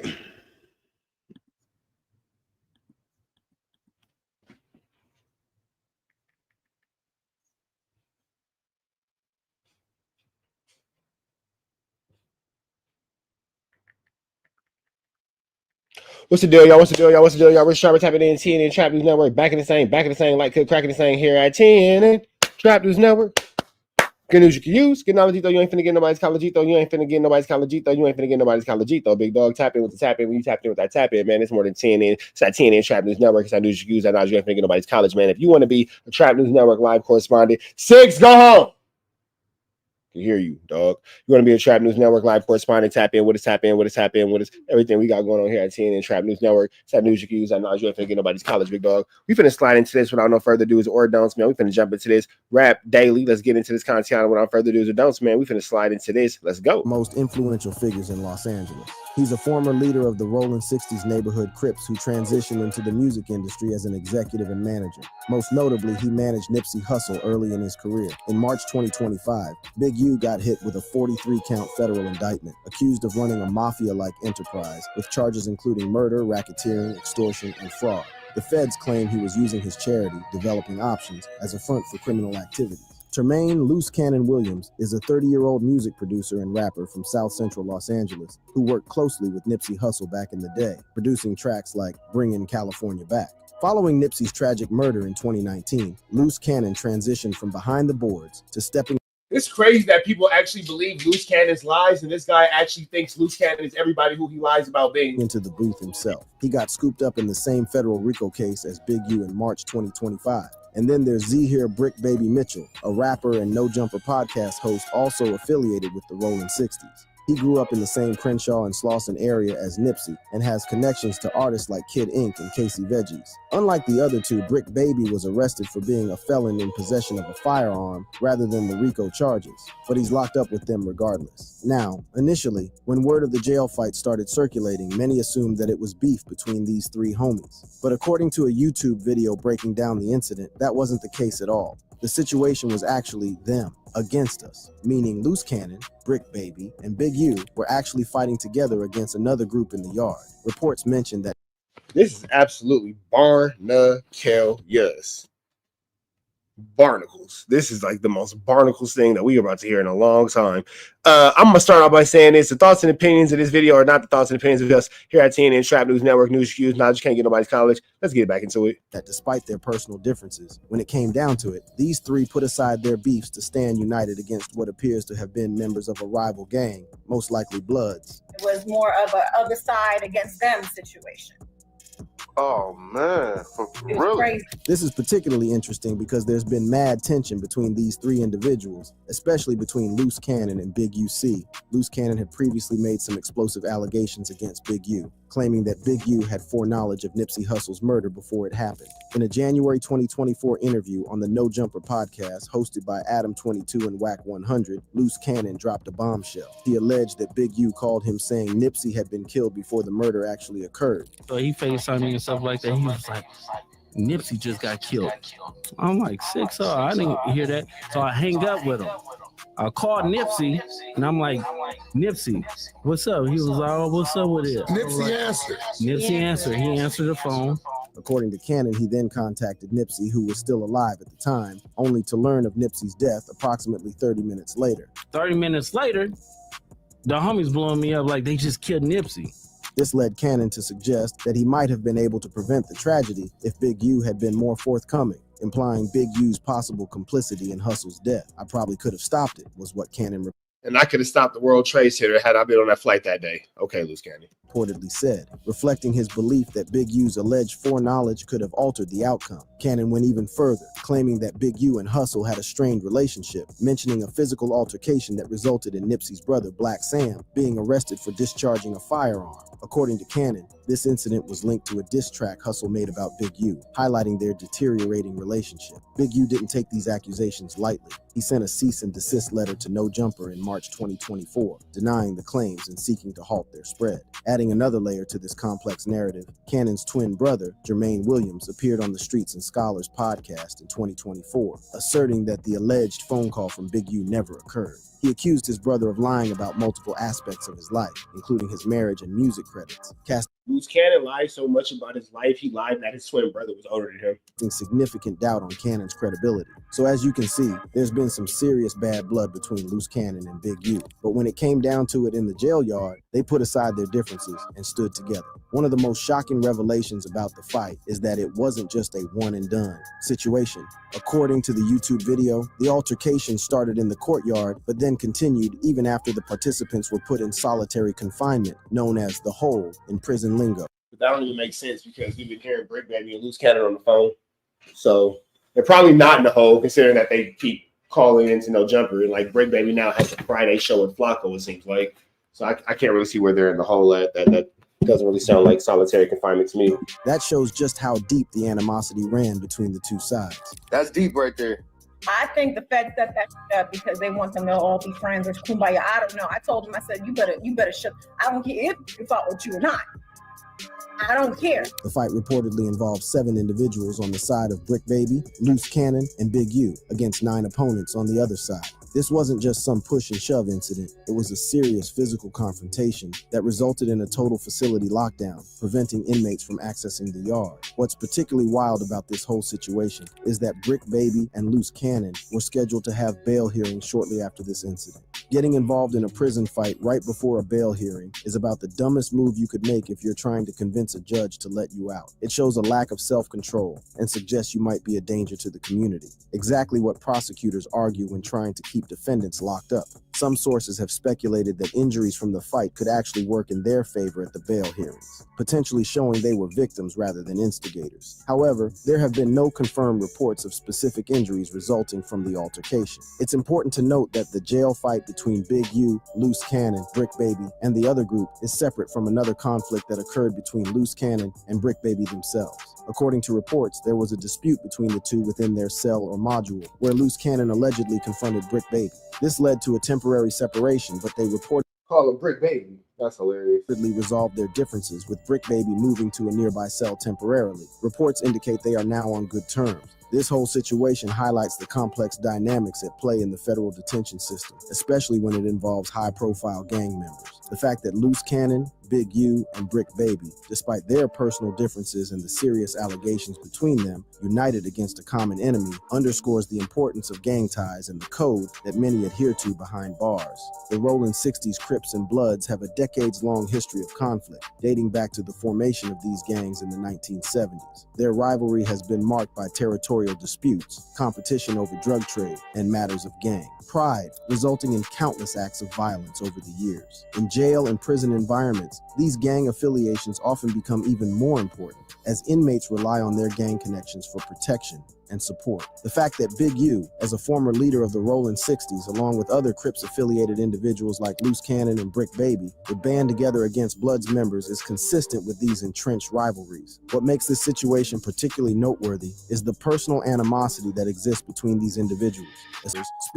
It's amazing that people hear Luce Cannon's situations and stories and believe that they're actually true. You feel me? To the power of gang and their affiliates. The Nipsey Hussle connection. Nipsey Hussle was murdered on March 31st, 2019. This is a wild conspiracy theory. Like, absolutely barnacles. Outside his Marathon clothing store in South Los Angeles. He was shot multiple times by Eric Holder Jr., who was later convicted of first-degree murder and sentenced to 60 years to life in prison in February 2023. The official motive established during the trial was that Holder was upset after Nipsey mentioned rumors that Holder was a snitch, one of the most serious accusations in gang culture. Eric Holder Jr., known as Shitty Cuz on the streets and Fly Mac, as an aspiring rapper, was like Nipsey, a member of the Rolling 60s neighborhood Crips. According to court documents, Holder and Nipsey had a brief conversation in the parking lot of Marathon Clothing, during which Nipsey mentioned these snitching rumors. Though witnesses described the conversation as calm, Holder apparently took great offense. One of the key misconceptions about the murder that Big U has addressed is the timeline of events leading to the shooting. Contrary to popular belief that Holder left the scene after their conversation, went to change clothes, and returned to carry out a premeditated murder, Big U claims the sequence was different. He never left. Where he went, they say he went to the car or something. No, sir. See, and that's where people get it messed up, and that's where it get convoluted. They had words. According to Big U, after the initial conversation with Nipsey, Holder didn't leave the area. Instead, he went to nearby Master Burgers and ordered food, where he was captured on camera exhibiting erratic behavior. Big U describes Holder as sitting in the restaurant shirtless, with a visible mental disturbance. After eating, Holder then carried out the shooting, contradicting the narrative that he left, changed clothes, and returned specifically to kill Nipsey. You know what's crazy about this? There will forever be so many conspiracy theories and the whodunits and the who, what, when, where, whys, and hows. Until we get official documents on this, and this officially comes out some sort of way where people start talking who are actually involved, it'll always be exactly what this is: a bunch of conspiracy theories and twists and turns based off the lives of idiots like Luce Cannon. He went into Master Burgers and ordered a burger. Ordered a burger. After they had words, and sat in there on camera, walking around, and you can see the derangedness in his head. He sat in there with his shirt off. then walked out. So he didn't leave like they make you think he had words with Nip. This detail is significant because it speaks to the question of whether Nipsey's murder was a premeditated hit or the result of a personal dispute that escalated. Big U argues that Holder's behavior, having a public argument, staying in the area, ordering food, having his girlfriend there, doesn't align with the actions of someone carrying out a planned assassination. But also, something else that didn't make sense to me, the hit didn't make sense to me, because who takes this girl on a hit? And who goes, if you're going to go do a hit, if it is a hit, if you're going to go do a hit. But this is where Luce Cannon's explosive allegations come into play. In a January 2024 No Jumper podcast, Luce Cannon claimed that Big U called him saying Nipsey had been killed before the murder actually happened. Cannon says he then called Nipsey, who... So with that being said, again, anybody who said Luce Cannon didn't snitch, that's clearly snitching, just throwing that into the universe. Who answered the phone only to learn about his death approximately 30 minutes later. He FaceTimed me. So he FaceTimed me and stuff like that. He was like, Nipsey just got killed. I'm like, 6 I didn't hear that. So I hang up with him. I called Nipsey and I'm like, Nipsey, what's up? He was like, oh, what's up with it? Nipsey answered. Nipsey answered. He answered the phone. And I was like, I love you, cuz, or whatever like that. Did you tell him to call you just got? Or you didn't even mention it? I didn't mention it. And that's what me up, because my cousin is Nipsey baby mama. You get what I'm saying? So it was like, I could have probably stopped it, all right? When asked why he didn't warn Nipsey about Big U's call, Cannon explained that because it never happened, you can't warn somebody about something that only happened within your own mind. Because it didn't happen, and Luce Cannon's a food flammer, a skulldugger, and a larceny. You just made that up. the relationship between Nipsey and Big U was inconsistent. Hot one minute, and then they'd be cold the next minute. He didn't think much of it at the time, but later realized the significance when he received calls about Nipsey's actual death just 30 minutes after their conversation. 30 minutes after you get off the phone with Nip, he get killed. Yeah, I got it. So you think he hit you a little too early? Yep, he hit me a little bit too early. Cannon elaborated on the And again, when Luce Cannon is sitting here and he's able to get called a snitch, or he's working, he's an informant. These are the interviews we're talking about when we say he told him himself, or he implicated himself in situations he didn't have to implicate himself in, and he just is an overall big fat dummy. You know what I'm saying? That's just pretty much what he is. Shooting, claiming that Holder, referred to as Shitty, returned multiple times to shoot Nipsey, first shooting him, going into an alley, returning to shoot him again, and then coming back a third time. Knowing about the murder before it happened, implying a deeper conspiracy. Yep, he hit me a little bit too early because the homie Shitty double back 3 times. You hear what I'm saying? And first he shot him, boom, go into the alley, came back and shot him, boom. Adding another layer to the story, Cannon confirmed there had been a physical altercation between Nipsey and Holder. He just continues to just snitch more and more, just give him more and more information. Approximately a week before the murder. He described a significant size difference between the two, Nipsey being around 6'4" inches or 6'5" inches, while Holder was only about 5'5" inches or 5'6" inches and physically smaller. According to Cannon, this fight was related to allegations of police telling, snitching, and had created friction between them. So at the end of the day, it's like Nipsey beat him up. Nipsey is what's like 6'4", 6'5". Shitty is like 5'5", 5'6". You get what I'm saying? Like frails, like. He get high. So there was already some friction. That's right, frails with an X. Frails, plural. Yeah, it was already friction because of like some police telling shit. These allegations by Luce Cannon suggesting Big U had foreknowledge of Nipsey's murder are extremely serious, essentially implying Big U was somehow involved in or aware of a plot to kill Nipsey. However, it's important to note that Big U has vehemently denied these claims, even sending a cease and desist letter to No Jumper over them. Further casting doubt on Cannon's allegations, his own twin brother, Jermaine Williams, appeared on the Streets and Scholars podcast in 2024 and stated that the alleged phone call from Big U never occurred. He accused his brother of fabricating this and other aspects of his life story. Besides Luce Cannon, other figures have made similar allegations against Big U regarding Nipsey's murder. SKG, a former death row artist whose name stands for Shuge Night Girl, has been particularly vocal in accusing Big U of orchestrating. When people using them AI voices, they don't want you to know who they are because it's somebody who you really know. And they say Shug instead of Shug. Shug's Night Girl, Shug's Night. Yeah, they don't want you to know somebody you know. You know? perpetrating Nipsey's murder. There's talk about Big U that he was involved in Nipsey Hussle's death. I mean, have you seen any proof that would confirm that? For me being over and growing up in that area, I'm going to tell you guys this. He definitely has something to do with that.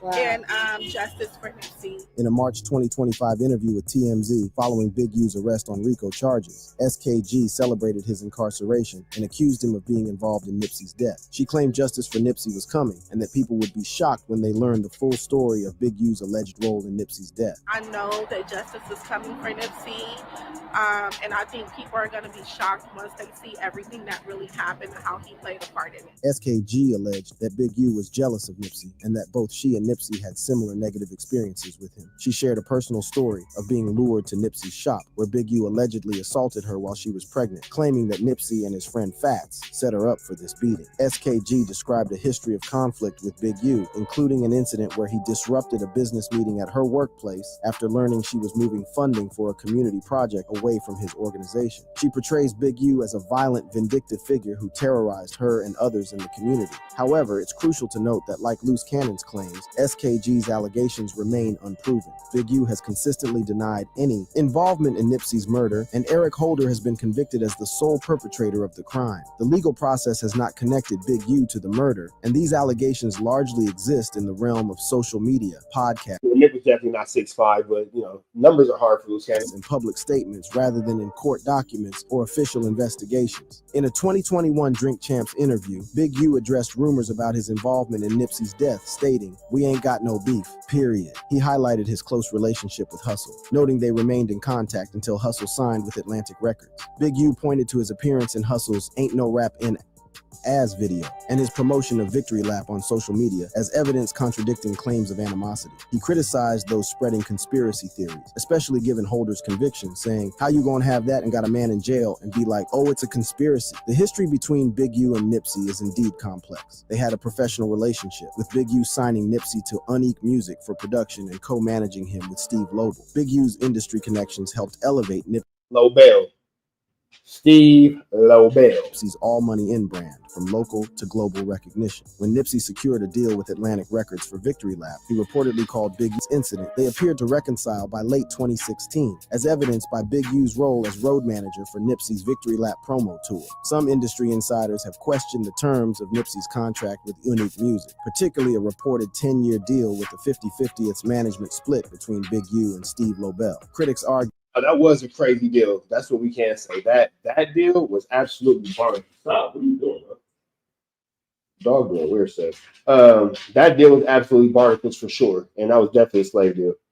This arrangement may have been predatory, citing a conflict of interest in Big U managing an artist signed to his own label. However, no definitive evidence suggests Nipsey viewed the deal negatively, and their continued collaboration indicates a functional partnership. The truth about the relationship between Nipsey and Big U and the circumstances surrounding Nipsey's death remains complex and somewhat ambiguous. While Eric Holder has been convicted as the shooter, allegations from figures like Luce Cannon and SKG continue to circulate, casting shadows over Big U's reputation. As with many aspects of this story, the full truth may be difficult to ascertain, complicated by personal grievances, gang politics, and the murky intersection of street life and the music industry. The jail yard altercation between Big U, Luce Cannon, Brick Baby, and their rivals has sent shockwaves through the hip-hop community and beyond. The implications of this fight I don't think anybody actually believes it.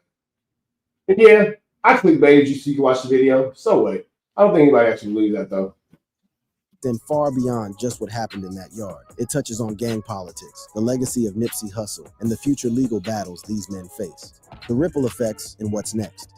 First and foremost, this incident highlights the ongoing power of gang affiliations, even among high-profile industry figures. Despite the serious allegations Luce Cannon has made against Big U regarding Nipsey Hussle's murder when faced with rival gang members, they stood together as Crips. This demonstrates how deep these loyalties run and how they can sometimes supersede even the most serious personal beefs. The Rollin' 60s Neighborhood Crips, one of Los Angeles' largest and most influential street gangs, has a complex history dating back to its formation in 1976. conflicts. With an estimated 1,600 members as of 2004 figures, the gang spans a significant territory in South LA, from Slauson Avenue to Florence Avenue, between Western Avenue and Crenshaw Boulevard. Both Nipsey Hussle and Eric Holder Jr. were members, as are Big U, Luce Cannon, and Brick Baby. The jail fight is particularly noteworthy because it occurred between members of the Rolling 60s Crips and what are believed to be Bloods members. The Bloods-Crips rivalry is one of the longest standing and most violent in American gang history, dating back to the early 1970s. What started as neighborhood protection quickly evolved into territorial disputes, competition over the drug trade, and matters of gang pride, resulting in countless acts of violence over the decades. By 2014, an estimated 20,000 He made it sound like a crazy movie, didn't he? 1,000 deaths were attributed to the broader gang war, highlighting the devastating impact these conflicts have had on communities. In prison environments, these rivalries often intensify as inmates rely on gang affiliations for protection and support. The fact that the fight continued even in solitary confinement speaks to the Yeah, nobody was in solitary confinement because they have all been on the phone. I'm not sure how much research this guy's done, or maybe he's just pushing the narrative because it's going to get clicks. People like me will do reactions to it. Same way I'm going to push the narrative. I'm sorry, give y'all a clickbait title so y'all can watch it and all that kind of stuff. But nobody was actually in solitary confinement. That part right there, that didn't quite happen, my sir. Depth of this animosity. From a legal perspective, this fight couldn't have come at a worse time for Brick Baby and Luce Cannon, who were reportedly scheduled for bail hearings shortly after the incident. Getting involved in jail violence typically doesn't help one's case for pretrial release, as it can be seen as evidence of continued dangerous behavior. Whether this will impact their chances of release remains to be seen, but it certainly doesn't improve their position. For Big U, who already faces the most serious charges including murder and racketeering, this incident might be just another drop in the bucket of his legal troubles. However, it could potentially lead to additional disciplinary measures within the detention facility and might be considered when evaluating his conduct during eventual sentencing if he's convicted. The fight also raises questions about security measures in federal detention facilities, particularly when housing individuals with known gang affiliations and histories of conflict. The fact that the altercation continued even after the participants were placed in solitary confinement suggests potential gaps in security protocols that might need to be addressed. This incident also feeds into the ongoing narrative surrounding Big U and the allegations regarding his possible involvement in Nipsey Hussle's death. While Eric Holder Jr. has been convicted of Nipsey's murder, the claims made by figures like Luce Cannon and SKG continue to cast shadows over Big U's reputation. Which again is directly snitching, just throw that into the universe. That for sure is snitching by, definition of you are placing this murder on this man. This is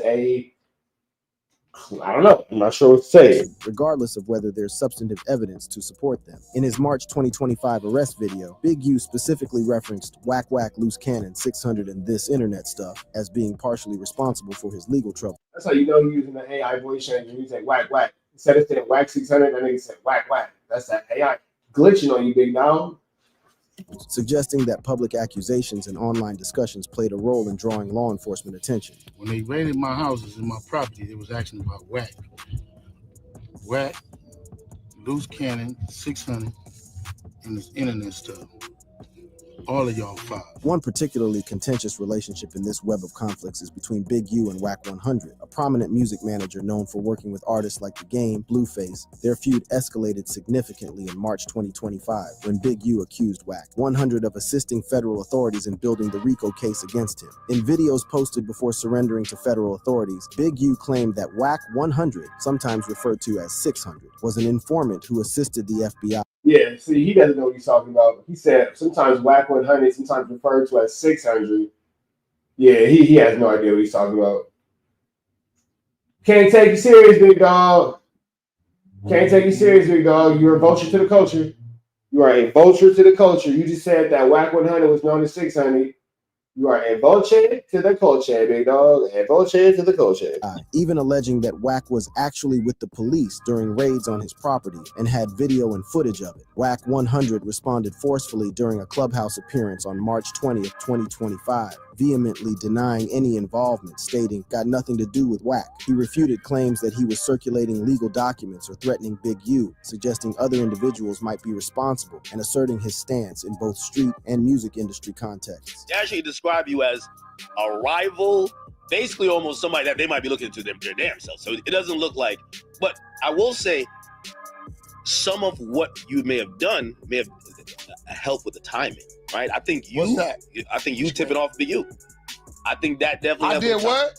I think you going online and saying that, and the only reason I'm saying this is that if you ever read any federal indictment, I did what? I tipped him off. DJ Academics accused Wack 100 of being the reason Big U got indicted, suggesting Wack had tipped off authorities or provided information. While Wack denied we know that for a fact. We know that. Now that's what we know is true. these allegations, the exchange highlights the complicated web of accusations and counter-accusations surrounding Big U's legal troubles. The feud between Wack 100 and Big U has a long history, dating back to comments Wack made following Nipsey Hussle's murder in 2019. Wack made controversial statements praising Eric Holder, the convicted killer, arguing that Holder was justified under gang rules for responding to perceived disrespect. These remarks provoked a strong reaction from Big U, who reportedly called and scolded Wack. By 2022, the rift had widened significantly. In an interview, Wack 100 expressed regret over the feud, stating, "When I look at the whole layout, there's probably only one person out of everything you've been seeing going on that I wish it could have been different, and that's Big U, because I love his family, and no matter what me and him going through, I know his family."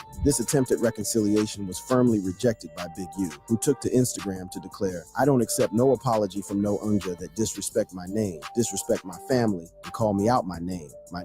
The conflict between these two influential figures represents another dimension of the complex relationships and rivalries within the hip-hop industry and gang culture in Los Angeles. It provides important context for understanding the accusations flying back and forth, as well as the potential motivations behind them. Beyond the immediate individuals involved, this incident has broader implications for the hip-hop community and gang intervention efforts in Los Angeles. Nipsey Hussle was known for his community activism and work to reduce gang violence, making the continued conflict surrounding his legacy particularly poignant. Nipsey's vision for economic upliftment was rooted in ownership and reinvesting in his community. He saw entrepreneurship as a tool to combat poverty and gentrification in South Los Angeles. His Marathon clothing store and other businesses provided jobs, particularly for those marginalized by the justice system. His Vector 90 STEM Center aimed to connect underrepresented Black and brown youth with opportunities in technology. These initiatives were part of a broader vision to transform Crenshaw into a baby, and their rivals adds another chapter to this complex story of loyalty, betrayal, and community impact. It illustrates how gang politics continue to influence the lives and relationships in a gang-related altercation might be viewed as evidence of ongoing danger to the community. How will this incident affect Big U's RICO case? While he already faces serious charges, additional disciplinary issues in jail could potentially influence how he's perceived by the court. If prosecutors can establish a pattern of gang-related activity continuing even behind bars, it might strengthen their argument about the threat he poses. Will more evidence emerge regarding the allegations about Nipsey Hussle's murder? Both Luce Cannon and SKG have made serious claims about Big U's alleged involvement, but these remain unsubstantiated in legal terms.